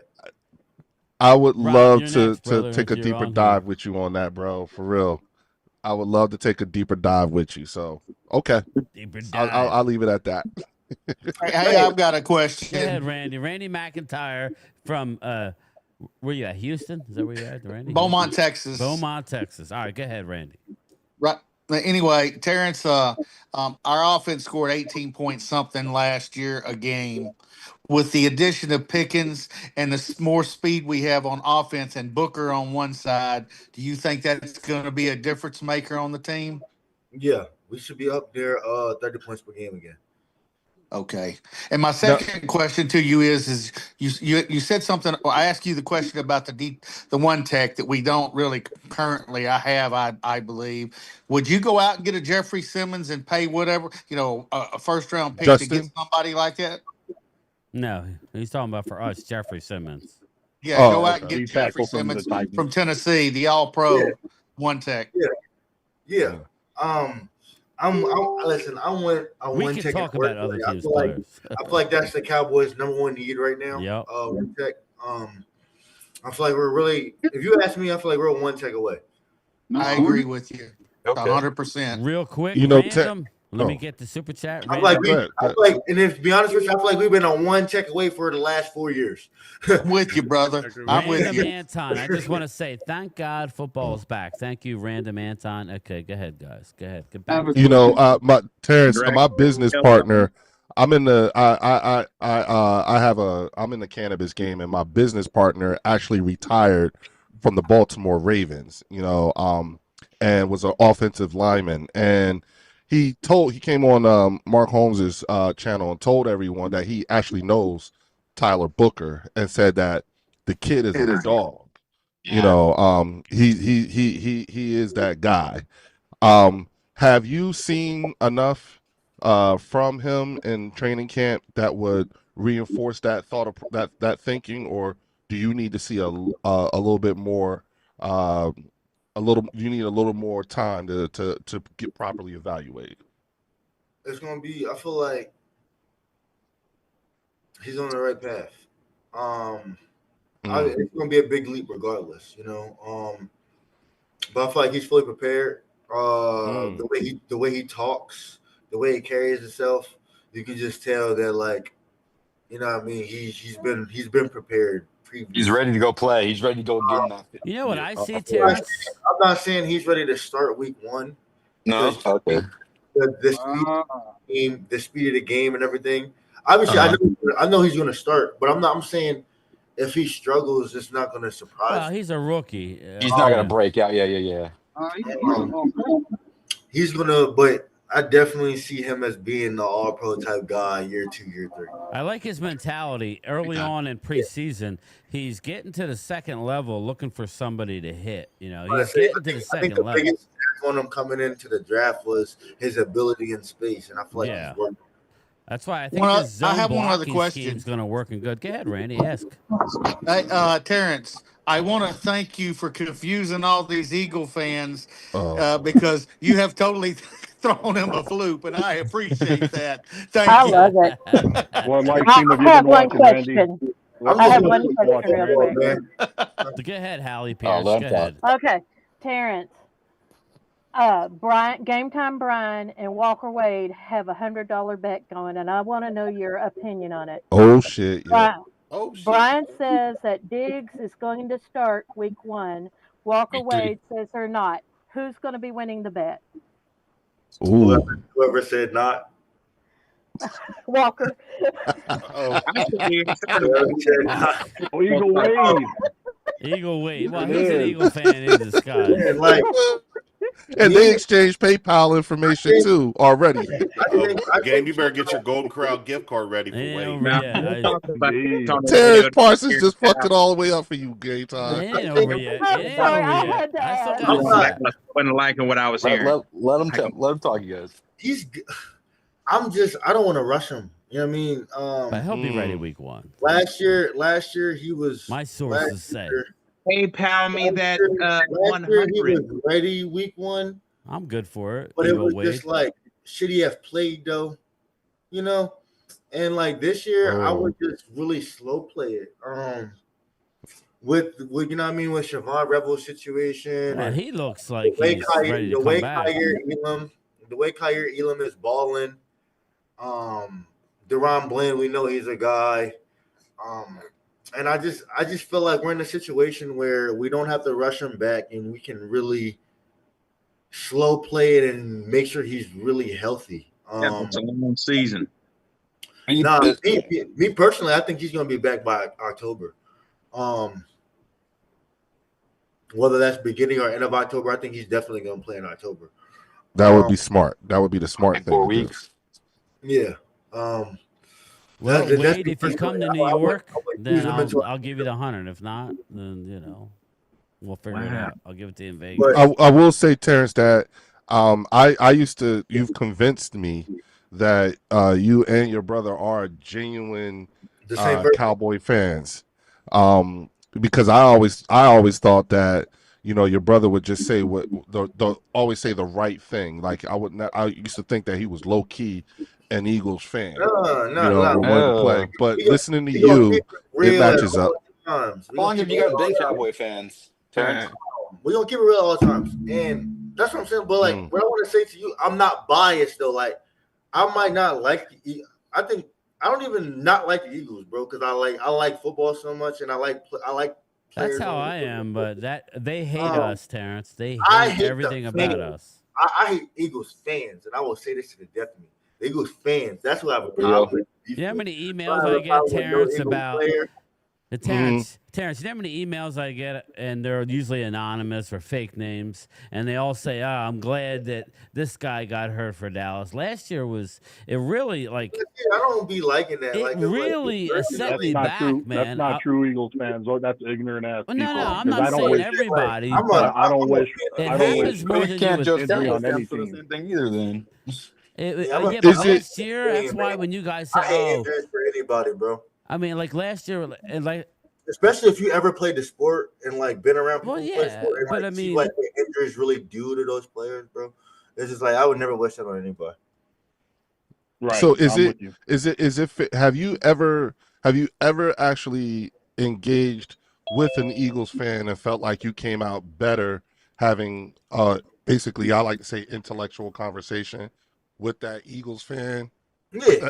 Has that ever happened to you? Yeah. There's a couple Eagles content creators that I like. Philly podcast. I've been on there a couple of times. I like them. They real cool. They subjective. They keep it real. My guy Smitty, I like him. You know what I mean? He don't keep it as real as he should be, but he keep it real enough. You know what I mean? He respects. When you can, for me, it just be the respect thing. Like if you start the conversation by saying Dak's ass, you already lost all my respect. I ain't gonna lie to you. Like if you say like if you can keep it about football and give me football takes and football reasons why you think something, we're always gonna be good. Now, I would say this, it's Terrence. the guys that say things with no basis to what they say. Terrence, I would say this. You have no skin in the game. You have no reason to go out on a limb for Dak. Maybe you know him or whatever, but you know, that's what cracks me up. It's like, okay, he's 2-5 in the playoffs, okay? He's 2-5. Lamar is 3-5. So if we're just counting playoffs, that was my point earlier. If we just talking football, and we relate to what I said earlier about needing to stop the run and run the football, Dak has never lost a playoff game where we ran for 100 yards and held the other team under 30. And I brought that up. Everything you need to know. I have a question. Never lost a playoff game I like brought that up before. Dak has never lost a playoff game when they run for 100 yards. Until we lose a game like that, I don't want to talk about Dak's and what Dak has. So Dak gets a pass for 25? So Dak gets a pass? Is that what you're saying, Terrence? That gets a pass because we watch the games, bro. We watch the games. He's a hater, so that's just how he rolls. So if they run for over 100, does that mean Kyler Murray can be the quarterback? Hold on. Time out. The only playoff game where I can say, okay, Dak, I can kind of put it on Dak, but looking at the whole situation, I'm like, he's in an impossible situation. Right. Was the 2023 Niners game? Rob's next. Wow. If you look at that 23 Niners team, they had the number one defense in the NFL. The number one defense in the NFL. They were giving up 16 points per game. Talking about 2022, right? Huh? No, he said 23. Yeah, the 23 playoffs. You know what I'm saying? You know, the 20. Yeah, they're going into 22. We lost to the Packers. 22, we lost to the 49ers. No, yeah, it was a 23 playoffs. You know what I'm saying? Like 22 Beautiful. seasons, playoffs. So, Terrence, I often say that, I don't say that Dak is the sole reason. I don't think that Dak is the sole reason why they've lost in the playoffs or a game or whatever. What I say is that Dak has been a contributor along with everyone else who's contributed, or everyone else on the team. He's contributed with pick sixes, mismanaging the clock or what have you, whatever. It's always when you look at, look at all the. Go ahead. Go look at Dak's first 5 playoff games, and then tell me about his last 3, and that'll tell you the difference. If you look at Dak's first 5 playoff games with that team that was built for Romo, he had weapons in the offensive line. The team that was built for him 16. Was defensive minded. You know what it was, Terrence? It was almost like, hey, Dak, we're going to pay you, so figure it out. Yeah, exactly. You know how good you are. Go make it happen. Right. That's what it seemed like. Once Dak, what it you're was supposed to Dak's do. team. No, No, hold on. Time out. That's not what you're supposed to do. Rob, you're supposed to add to the team, brother, like Howie Roseman does. Listen, time Just out. like Time what out. the Time out. Eagles look like. Yeah. Yeah, go get Okay, Amari. so listen. After 2021, when we lost Amari Cooper, Yep. the Cowboys haven't had a 700-yard wide receiver number 2. Since Amari Cooper has departed this team, we haven't had a 700-yard receiver number 2. In that same time, CD is the only one that can create separation. And he was a rookie at that time. Dak almost won league MVP with just CD Lamb and Ferguson. I think that goes over people's heads. Yeah, Ferguson was the second reason. I have a question. Terrence. Let me go. I think that goes over people's heads. It's my show. I'm next. This is incredible. I've been quiet. I've been letting everybody, all you Zoom crews, get your questions in. My thing is, Terrence, explain to the people, and we haven't talked, so they ain't like me and Terrence are talking outside of this stream.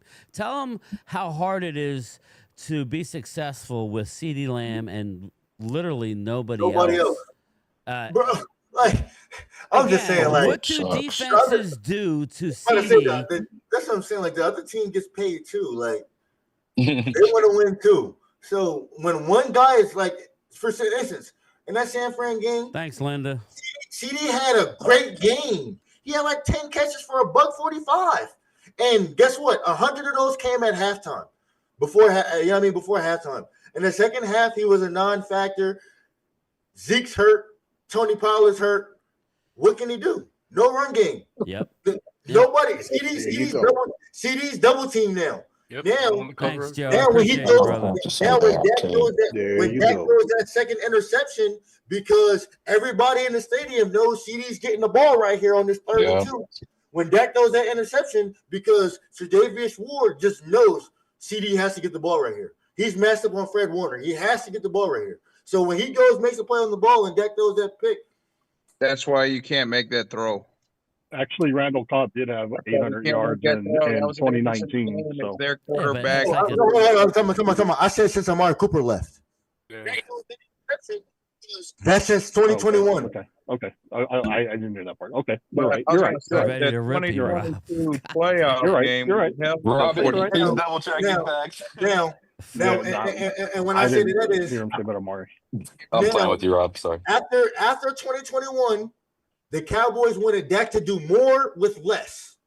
Yep. Yeah, it's like we paid you. That doesn't equate. So asking him to do more with less is obviously going to lead to more turnovers. Yeah. And more injuries. Before 2021, Dak had 3 career interceptions in 5 playoff games. After that, he had two interceptions apiece. Remember when we brought in Alan Hearns? But in 2022, the Cowboys were good enough to beat the 49ers. They held them in check. I mean, damn, they destroyed. But he didn't have the weapons on offense to be able to compete. Like he does now. Listen, I stand to this day. If we keep Amari Cooper on that 22 team, we beat the San Francisco 49ers and we score more than 12 fucking points. Yeah, 19-12 final score. Yep. I find it hard. It's just difficult. It's going to be difficult for you, Leo. In crunch time, when worst comes to worst, all we had was CeeDee Lamb out there. Well, not only that, the defense was knocking the living crap out of Brock Purdy, if you remember. Yeah, but we just couldn't score. Yeah. You know, when Tony Pollard went out the game, the whole offense went out the game. You're right. And the coaches. I got another question Right, Hallie, when everybody's ready. Yeah, like we're gonna wrap it up shortly, maybe another 15 minutes. So get your questions in.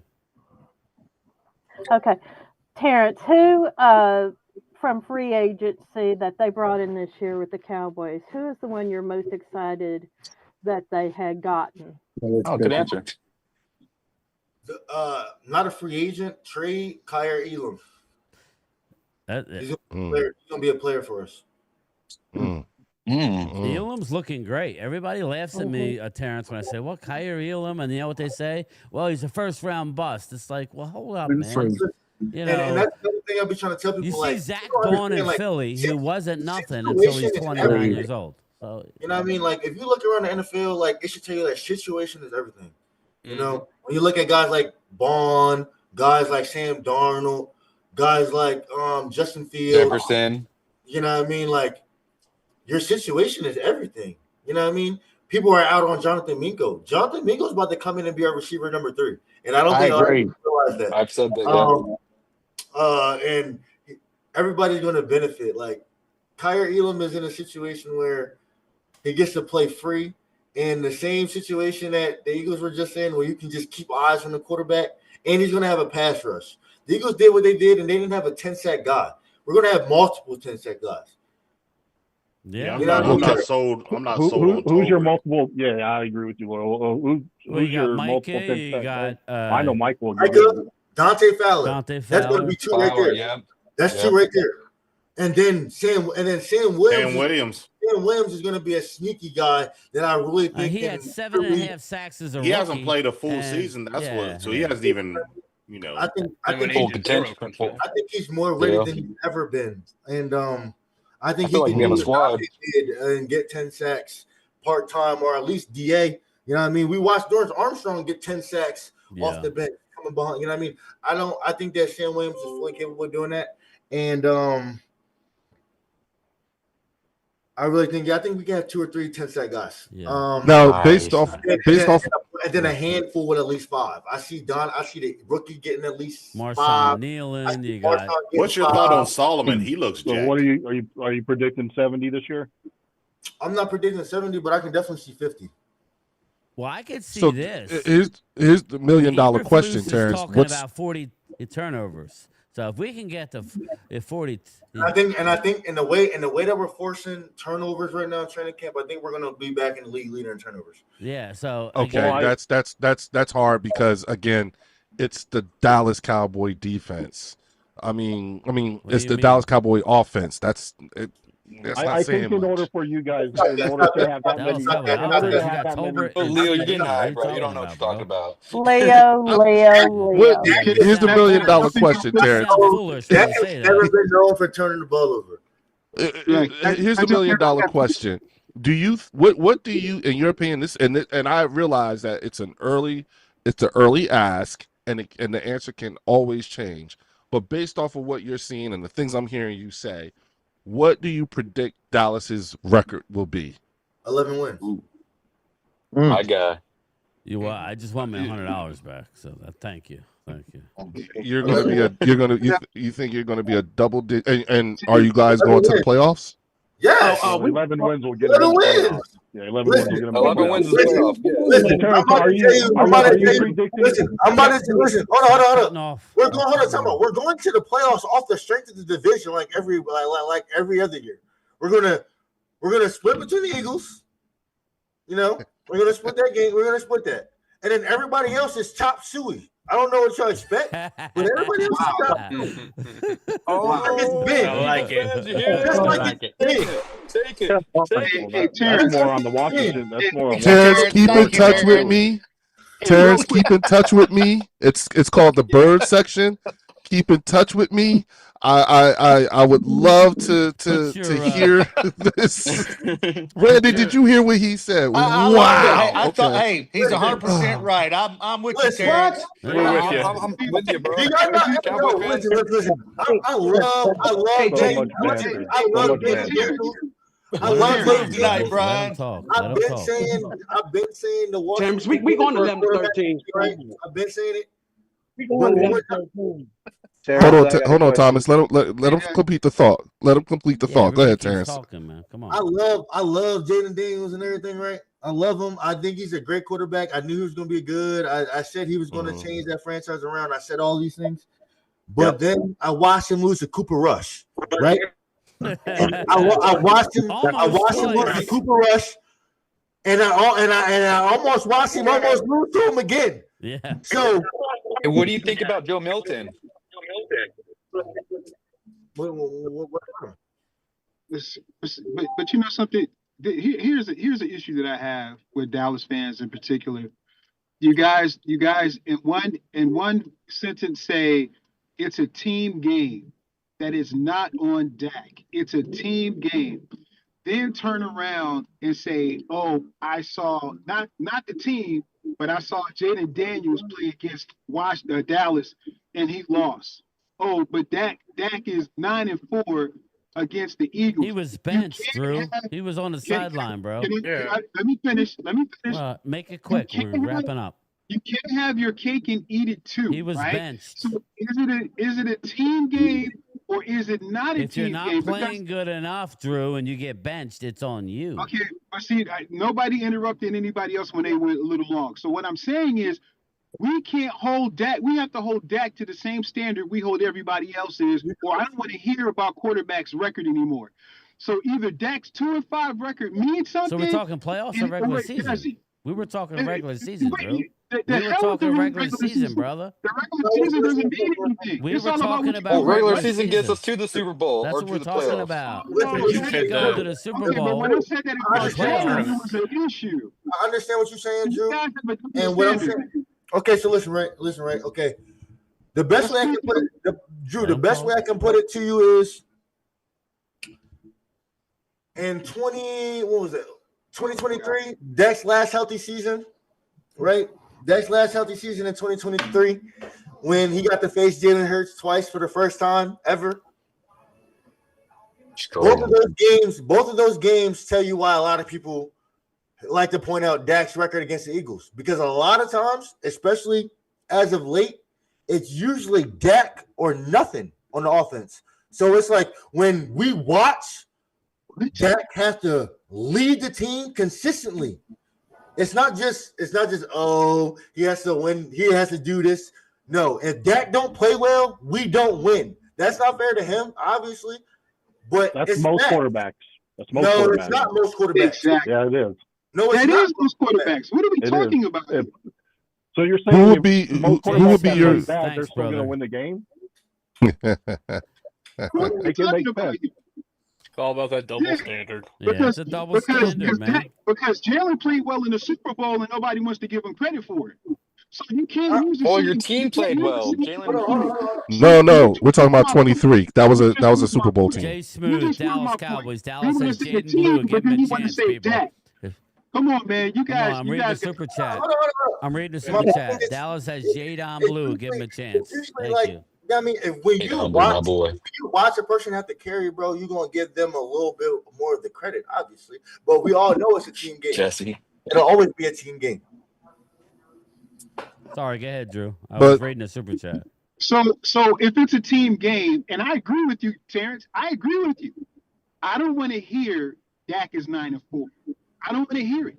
Because you just said, but then you also got to take into credit that Dak hasn't had the same team.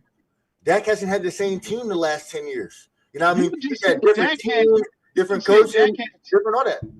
And we haven't Could I say one thing? Dak is the only person still on this team from 2016. Go ahead, but Drew, you tell us not to say anything about Dak not, you don't want to hear 9-4. Well, we don't want to. Then you can't say anything about Jalen winning this other MVP. Super Bowl MVP. Well, you can't just say you can't say this. But then you I want to say something, please. Can I say something? Double standard. I'm good with that, Holly. I'm good with that. Can I say something? Holly, I don't. But all I have to move say, on. be careful get somebody else in driving. You here. are making me nervous. Yeah, he's all over the place. Taylor's running away. He's running. Nervous. God damn, put a seatbelt on, brother. Allie, I think the point that they're trying to make though is that when it's about Dak 9-4 against the Eagles, but when Dallas loses, nobody played good. Nobody played good. Just use your eyes, Rob. That's the point. It's usually what happens when people lose. They don't One play. at a I'm just trying to give clarity to what you're saying. Dak has thrown 5 interceptions in his last 3 playoff games. So do we want to? So that doesn't matter? No, it's 5. Well, anyway, could I just change the subject off of that for just a minute?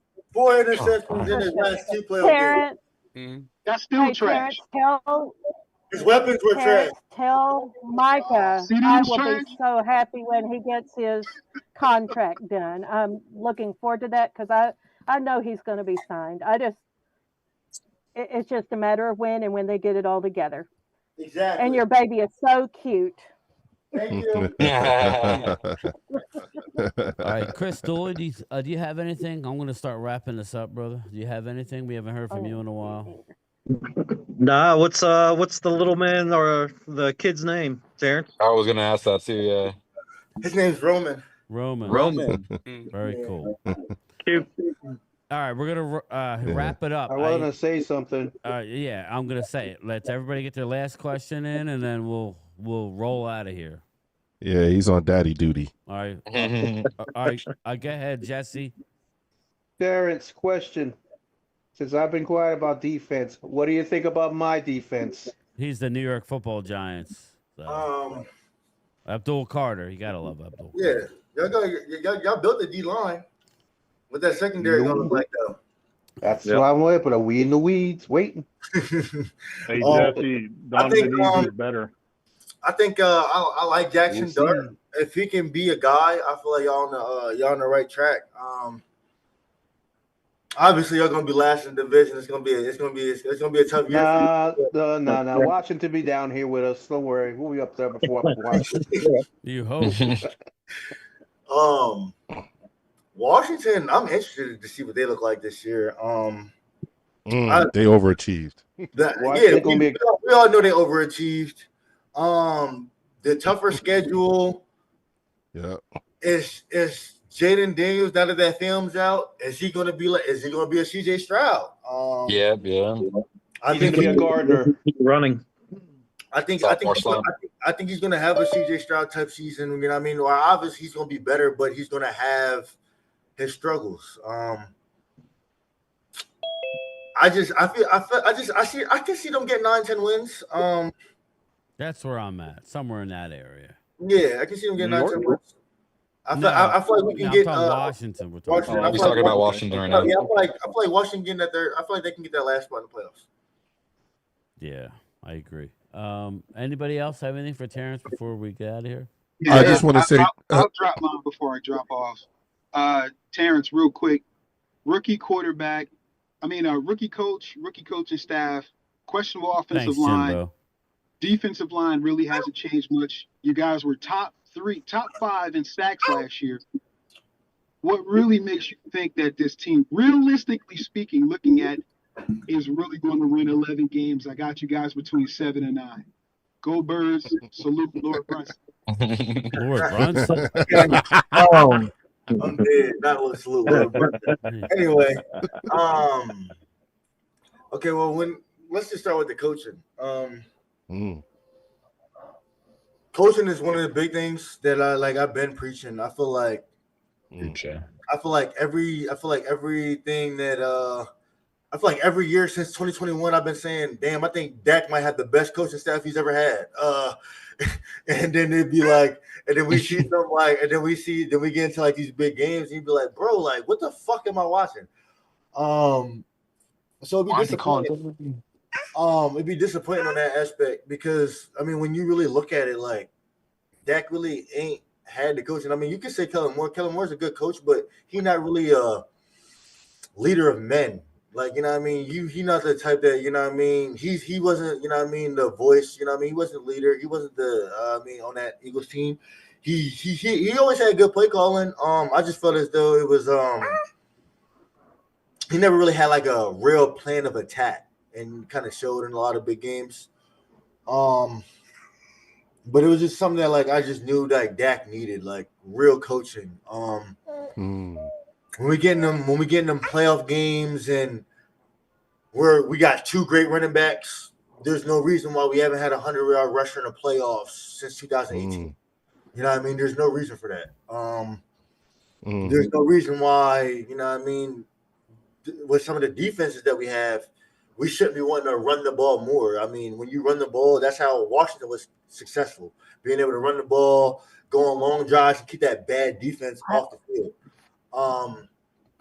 And I feel like that was the Cowboys formula with Tony Romo. I don't know when that stopped being the formula. So it's going to come to that. I feel like Brian Schottenheimer is the guy that is going to be able to come in and really change the culture. Control these guys, Bring the team together. Yeah. And I think he's already doing that. But yeah, and it starts there. And then when you look at the coaching staff that he's brought in, it was just a mass exodus of cancer that left. You know what I mean? Out with the They weren't old, just friends or buddies like helping him out. Hey, got a yeah, you job. know what I mean? He didn't. He's not hiring no buddies. You know what I mean? Yeah. Yeah, he's actually Terrence. Real quick, I'm thinking this is the first time I can remember that the Joneses allowed their head coach to actually pick their coaching staff. So that's pretty. If you that's really pretty, look at it, yeah. If you really look at it, Shotty's the only returning coach. And let's just say everybody wants to say he's a new coach. He's been in the league forever. He took Game time. Get that. Game time. Get that. Get that. Yeah, You, that's important. Get that. Yeah, I am. Mark Sanchez to the AFC Championship game twice as an offensive coordinator. That's pretty impressive. But I do got a $50 super chat. Ward family, thank you. Wow, hello, game thank you. time. Just want to say, see you in Vegas. Yes, Terrence, we got a trip going to Vegas, me and my partner, and we got about 15, 20 people flying out to Vegas for the Cowboys at the Raiders. Monday Night Football. So we are excited about that. Thank you. Come hang out with us, Terrence. Terrence, are you going? Yo, so I got something to say real quick, and that's actually a good point. Bring that up real quick. He's So got Terrence, little my kids, question. man. He got to be home with the babies. Yeah, Terrence, my question to you. I mean, I don't know if you live in Dallas or whatever. I live in Dallas. He lives in Plano. But the next trip that we're making, okay, perfect. All right, so I live over here and on the other side of Fort Worth. So my question is, we're gonna do the next trip to Dallas Cowboys Stadium. Do you want to join us? And sit all together? That would be nice. He ain't He's lying, all be with man. my brother. It Fuck would that. be. I'm gonna say, Don't get quiet now. We got the suite this year, baby. Yeah. But now we can definitely tailgate. Anyway, Terrence, they're showing you love. Just like I appreciate you joining this chat. Listen, everybody, please sub up to Terrence Parsons Jr. He's got a new channel. You could listen. You can hate the Cowboys. You can love the Cowboys. But if he knows his football. You could disagree. Doesn't matter. He knows. Yep, his he does. Go ahead and sub up to Terrence Parsons. Respect, Terrence. Hey, Terrence, I just want to say, Terrence, I less than 40 seconds ago, I just got some proud Papa news. I had my oldest is on his way to college his freshman year. He just got a really big scholarship. So I want to say to you, shout out to Leo Bridgewater Jr. But I just want to say to you, man, sitting there looking at you on daddy duty, your son looks like he's at the age where you've just become the human jungle gym. I want to tell you to kiss him as much as you can. Before you know it, his little ass is going to be 6'3", going off to college. And it happens, and it literally. I used to hear this as when I was younger. I used to hear it, but now that I'm actually living it, it is so true that they will grow up on you. I got an 11-year-old. Exact. So So and trust me. I mean, he, like I said, my son's 6'3", and I still say his little ass because I see him as a little boy. But I will tell you that they will grow up on you in the blink of an eye. So please, you know what I'm saying, keep loving on that boy and keep doing your thing. And get at me, man. Get at me. Mine's just third graduating. Mine's just my DM or like Twitter or Instagram or something. Mine's just graduating, going to college right now, a doctorate. All right, listen, Terrence, thank you for joining the show, brother. Anybody else? No problem. Can I say something real quick? All right, hurry up. I just want to say, shout out to Momo. I miss Momo tonight. Momo this would have been prayers up to Momo. Prayers up, Momo. And I miss you, Momo. Love you, Momo. But Terrence, thank you so much for being here. And Drew, I love you. You know I was teasing you. Holly, you my girl. All right, so Chris May, you got the final word, brother. I just wanted to say thanks for coming in here and giving us your opinion on things. That's something we don't really get a lot of. And I follow your brother a lot on when he's on Twitch, and stuff. So, yeah, I mean, I'm a big fan. So just tell him I come from that defensive end mindset myself, pulling for them to sack the living heck out of everybody this year. Nope. Ain't no prisoners. I think we're gonna be really good. I think we're gonna be really good, man. I feel like we got, like I was going to finish saying, if you look at the Schottenheimer like hires, or at least on the offensive side of the ball, if you do your research, Connor Riley, Clayton Adams, and Brian Schottenheimer, they're all saying the same things of how they like to do things. And it's all about the run game and physicality. And it's just like you can just kind of really understand Brian's vision. And I think he relayed that to Jerry, and that's what Jerry got excited about. And it gets me excited because it's just like talking to him and seeing him doing everything the right way. It's just like, yeah, he's doing everything that he told me he was going to do. And so the coaching staff is bought in. Like, you have every, and I said to him, like, you have every motivation to want to do everything right. Terrence, I've been saying it, but they don't believe me. So at least coming from you, maybe they'll listen. I don't know. Hey, listen, I've been doing the homework because I questioned it at first, but then when I did the homework, I understood. And they're all. But you still got the Jerry Jones factor to deal with, and that part undermines all that goodwill. Before we get out of here, please tell them that Jerry is just a mouthpiece. He doesn't have. I mean, unless I'm wrong, I think Jason Garrett said it the right way. I feel like he was the best person to even speak on it, but he said it the best way. He said the person that's best for the Cowboys is the person who can be the bridge between the players and Jerry. If he can reiterate his vision to the players as well as Jerry to be able to get what he wants, he's in a perfect position. I feel like we got the perfect guy because he can do both of those. My thing is, Terrence, this. You know, I love everything I'm hearing about Schotty. We're not going to know about Brian Schottenheimer until Dallas loses a couple games, right? And then you're going to know, how does he change? Does he change? I don't think he's going to change. Exactly. I don't think he's going to honeymoon change. is over. Let's see how he reacts. He's going to be. Everything sounds good now. Right, he's but a I new mean, coach. Everybody's bought in, and his daddy taught him well. I think he's going to be good, Rob. But he's going to bounce back when he loses. Anyway, Yeah, he's not going to answer the question, Terrence. You say his dad. I think what he really talks about is Pete Carroll. Like, yeah, there you go, Pete Carroll. If he's following that mode, I know we're good. Like when he told me that, like, hey, I was assistant under Pete Carroll, and Pete Carroll, man, he gets up for every practice, no matter what's going on. He's getting up for every practice at however old, 60-something years old, however old he was. And he's like, bro, if I can do that, like, why? I should be able to do that every day. Like, you know what I mean? If he's taking that thing, if he's taking what he's learned bit by bit throughout these 20 years, there's no way in hell he's not going to be successful. You can see y'all going to get smashed week one. I don't think so. You're going to get smashed week one. I don't think so, bro. If we win,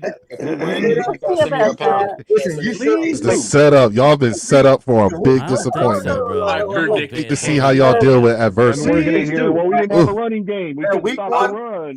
I'll get my popcorn. That week one matchup, right? That week one matchup. It's gonna be very intriguing because it will be. Y'all don't have the same team. Y'all keep talking like y'all have the same team. Y'all don't have the same team. Y'all got the same offensive talent, but y'all replacing a lot on defense. I think it's gonna be closer than people think. And it's gonna show week one when you're playing an experienced Dak Prescott and CeeDee Lamb, and now you're throwing George Pickens in the mix. Ferguson was already killing y'all. And then you're playing an inexperienced offensive line that you guys have. Again, Jalen Carter. Rob, does any of that sound scary? Like that list of things he just listed, those bullet points he just listed, none of it is scary to me. I mean, none of it. It don't gotta be scary. Who's quarterback? Hey, Leo, it don't gotta be scary. Who's quarterback number 2? For Dallas? Yeah. No, for Philly. Who's our QB 2? Yeah, who's cornerback number 2? Right now, it's between Tanner and Bacon.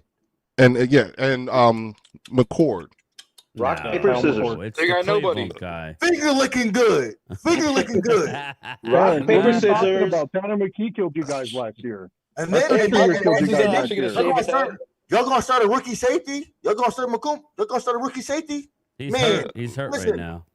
Yeah, I was gonna say. Listen, I'm telling you right now, if y'all come out there with Quinyon Mitchell, whoever y'all want to have on the outside of him, Cooper DeJean at safety, and Reed Blake, I'm telling you, y'all gonna get fried up. Dak ain't gonna have time to fly it up with that inexperienced offensive line, bro. That's just what it is. Who's your pass rush? Outside of Well, Jalen Carter had 4 sacks. He's not the best. I'm about to say Jalen Carter had just like how Parsons does. Hold on. Tell me. Jalen Carter hasn't had over a 5-sack season, and last year I didn't have a 10-sack guy. Y'all didn't have a 10-sack defensive tackle. Y'all didn't have a. Yeah, we won the Super Bowl. Okay, Right. Terrence, stay in touch with me, man. Just oh my God. I'm just saying y'all didn't have a 10-sack pass rusher last year. I'm not worried about your pass rusher. I think you all are just a bunch of loosies. You just keep moving the football. You keep moving it, and it's like, what are we doing here? If anything that was really good last year was y'all run defense got sturdy towards the end of the year. Y'all run defense got sturdy, and the fact that y'all were able to generate pressure. Y'all weren't getting to the quarterback, but y'all were generating enough pressure to where the quarterbacks had to get rid of the ball. So, you know what I mean? It was cool and everything. If y'all run that cover 2 bullshit, cover 4 bullshit, when Jaden blew out there for the check downs and CeeDee Lamb and turpentine and that is so not scary. A lot deep. Delusion is Terrence. I'm not even saying Rob. They are delusional for real. I'm not even saying Jaden Blue going to start, but he's definitely going to be a receiver out the backfield. That's a fact. Dude, so basically, what you're saying is Eagles going to get punched in the mouth, basically. So how about this? Week 1, after we beat them, come back, Terrence, and then we'll all talk jump to them. I'm going on record and saying Dak's going to pass for like 350. He's going to pass for like 350. Garbage yards. Got him. You're probably right. Garbage yards. Garbage yards. I thought he going for 400 for real, but I got to put it in the shootout. I got to put it in the shootout. You don't have a left tackle right now. You're starting a rookie right guard. Hold on. Talk about. Titans' timeline is literally week 1, and that's if they play him. I like Nate Thomas. I've been talking you don't have Nate a left Thomas. tackle out there, and you guys are going to put up 40. No, You're not going to have time to throw the ball, and you can't run the ball. Hold up. We're definitely going to be able to run the ball. Miles Sanders is going to come in and show y'all why. Oh my God! You just said Miles Sanders. You did say Miles Sanders with the walker and everything. They don't respect anything, Terrence. They respect nothing. Well, we couldn't have it any better way. That just makes it better from 3 years ago. Let's wrap it up, boys. Thank you, Terrence Parsons. Everybody, sub up to his channel, please. I subbed up for real. Everybody, sub up. Is Michael Parsons going to shave his head? Oh no, no, because he said something about that. He's talking about going to go get the surgery. Let me close up the. Let me close the show, boys. Let me close it out here. Listen, everybody sub up to Terrence. We will have him back on. I hope he had a good time. Listen, what we do on Wednesday nights, this isn't every night, but this is the new Wednesday night show, episode 8. There's a lot of people throwing a lot of questions. Thanks for being a good sport. I appreciate it. I will do a drawing, but everybody can drop out of the Zoom call. Terrence, thanks, brother. I appreciate you, man. I will definitely be hitting you back up. If you need anything from me, you let me know. You got a new channel. I'm always down to talk ball, man. So if y'all ever need me, hit me up. Definitely. We'll do it on a smaller scale as far as we won't have 1,000 people asking the questions. I just with it all. Like I said, I love talking ball. All right. I just drew the name out of the hat, and the winner is Dirty Sanchez. There you go. Lord Jesus. Lord Jesus. Real quick, he's got another super chat. Terrence has been like Hong Kong Phooey. His tongue turned all you Eagle boys into chop suey. There you go. Yes, sir. Yes, sir. Lord Jesus. Lord Jesus. Terrence, I just subbed, man. So we are I just want you to know I am not a biased fan. I watch the Eagles. All right, y'all take it easy. I watch the Cowboys. Later. Go blue. And I can't wait to see y'all. Yeah, listen, yo, Terrence, I'm convinced. I believe you, and I'm convinced. I do believe that you are a reasonable. You're able to carry an intellectual conversation, and you're a reasonable Cowboys fan to a degree. It's just with the shared delusion. That's where you start to. That's where it gets to be really, really interesting. Delusion. I speak only facts with facts. You know what I'm understood. saying? Anything that I say, I got the proof and the numbers behind it. All I'm saying is, if you go look in the last 4 years, right? Mm-hmm. every time that y'all were successful, y'all were top 2 in rushing attempts. The one time that y'all fumbled down the stretch is when y'all weren't top 5 in rushing attempts. The proof is in the pudding. The proof is in the pudding. To say. You sound like a LeBron versus Michael Jordan person. You know what I'm saying? It's gonna be Michael Jordan all the way. And Leo, remember I said. Remember I like Kobe who though. I said, Leo, remember who I said was probably going to be the most surprised. Who I think is going to be the surprising player on the Cowboys was going to be Miles Sanders, and he's doing really good. Oh my God! I just want to see you show up. Who knows, Rob? I don't know. Listen. This is real spiel. Miles Sanders is looking like the best back out there. This is real spiel. He looks good. He's looking like That's the not best saying back out much. there. In shorts and That's not saying much. Now they're in pads he's now, happier Rob. playing with Come us. on now. And Jaden Blue looking like he's gonna be a guy. See, I told you guys that. Who knows, man? Who knows? Listen, I think Blue will be good, but I don't know about old Miles. I didn't even think he was making the team.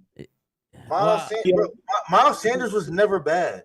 When it, like, I don't understand what that came about. Just like Mingo last year, Terrence. Mingo was never bad. Mingo was not he was a high second round pick, top 5 pick in the second round. Went to Carolina, and let's face it, nobody on Carolina looked good.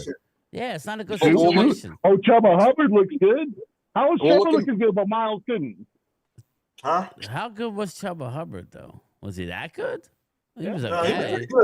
He was all right, but I mean that. I don't know. I'm just saying, Rob. You know, let's see what happens, brother. I mean, he's looking. He's got some McCaffrey. Chuba had 1,200 yards last year. Yeah, I know. And so did Rico Dowdle, and he had he got. But Chuba a little bit more physically gifted than Miles Sanders, though. Agreed. What about my Chris? Trying to get out of here, but we just keep recircling. Man, football's fun to talk. Sorry, all right, listen. I appreciate everybody. Let Terrence go be a dad. Everybody go do this. I'm about to play college football. I ain't gonna lie. My man, hey, Terrence Parsons. See you soon. Shout out to Laura Brunson. Oh, God. Here we go. Laura Brunson. Here we go. All right, everybody. Bro, LB, he be like he'll hit me up and be like I said I was trying to do a tailgate at the Eagles gym. He was like, yeah, I'm trying to be a part of it. I'm like, nigga, I don't even fuck with you like that. But like he only like for clicks, man. Yeah, well, I tried. Are you coming up for the game? Huh? Are you coming up for the game? I think so. My dad's bringing like 2 buses. Well, me and Mark Holmes are supposed to be going. I'll be there. Get at me. I told Mark that I had some friends that gave me the okay for you guys to come on out, and there will be tailgating, and they promised me that nothing is going to happen. It's going to be all good. So if you want, you know what I'm saying, come on up. I'll be there. All good regardless. You know what I'm saying? Yeah. You know what I mean? Like, I'm bringing 2 buses. It doesn't matter. Like, that's how bro. Like, people trying to go to a football game. We spent a lot of money to go to. Ain't nobody trying to be on no dumb shit, bro. Yeah, hey, listen, I respect that, because if you're on the opposite team and you come to the link, you better roll deep. That's my best. That's the best thing I would say. That's one thing for sure. 2 things for certain. We're gonna be deep. Hey, I already told you. Yep. We're gonna be deep in that ass, whooping the Eagles. All right, everybody. Let me get out of here. All right, thanks, Terrence. Go sub up. Bye-bye. Peace out. Later, y'all.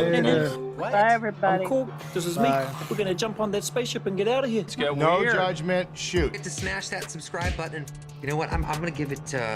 I'll give it 4 out of 5 avocados. Korg? I was raised by avocados. Oh my God! Just kill me now. Ho ho ho. Green Giant. Hey! We know each other. He's a friend from work. I think it's going really well. I know. This is literally the first time I took my gun out of the holster. Right. And that is why we need a triumphant video.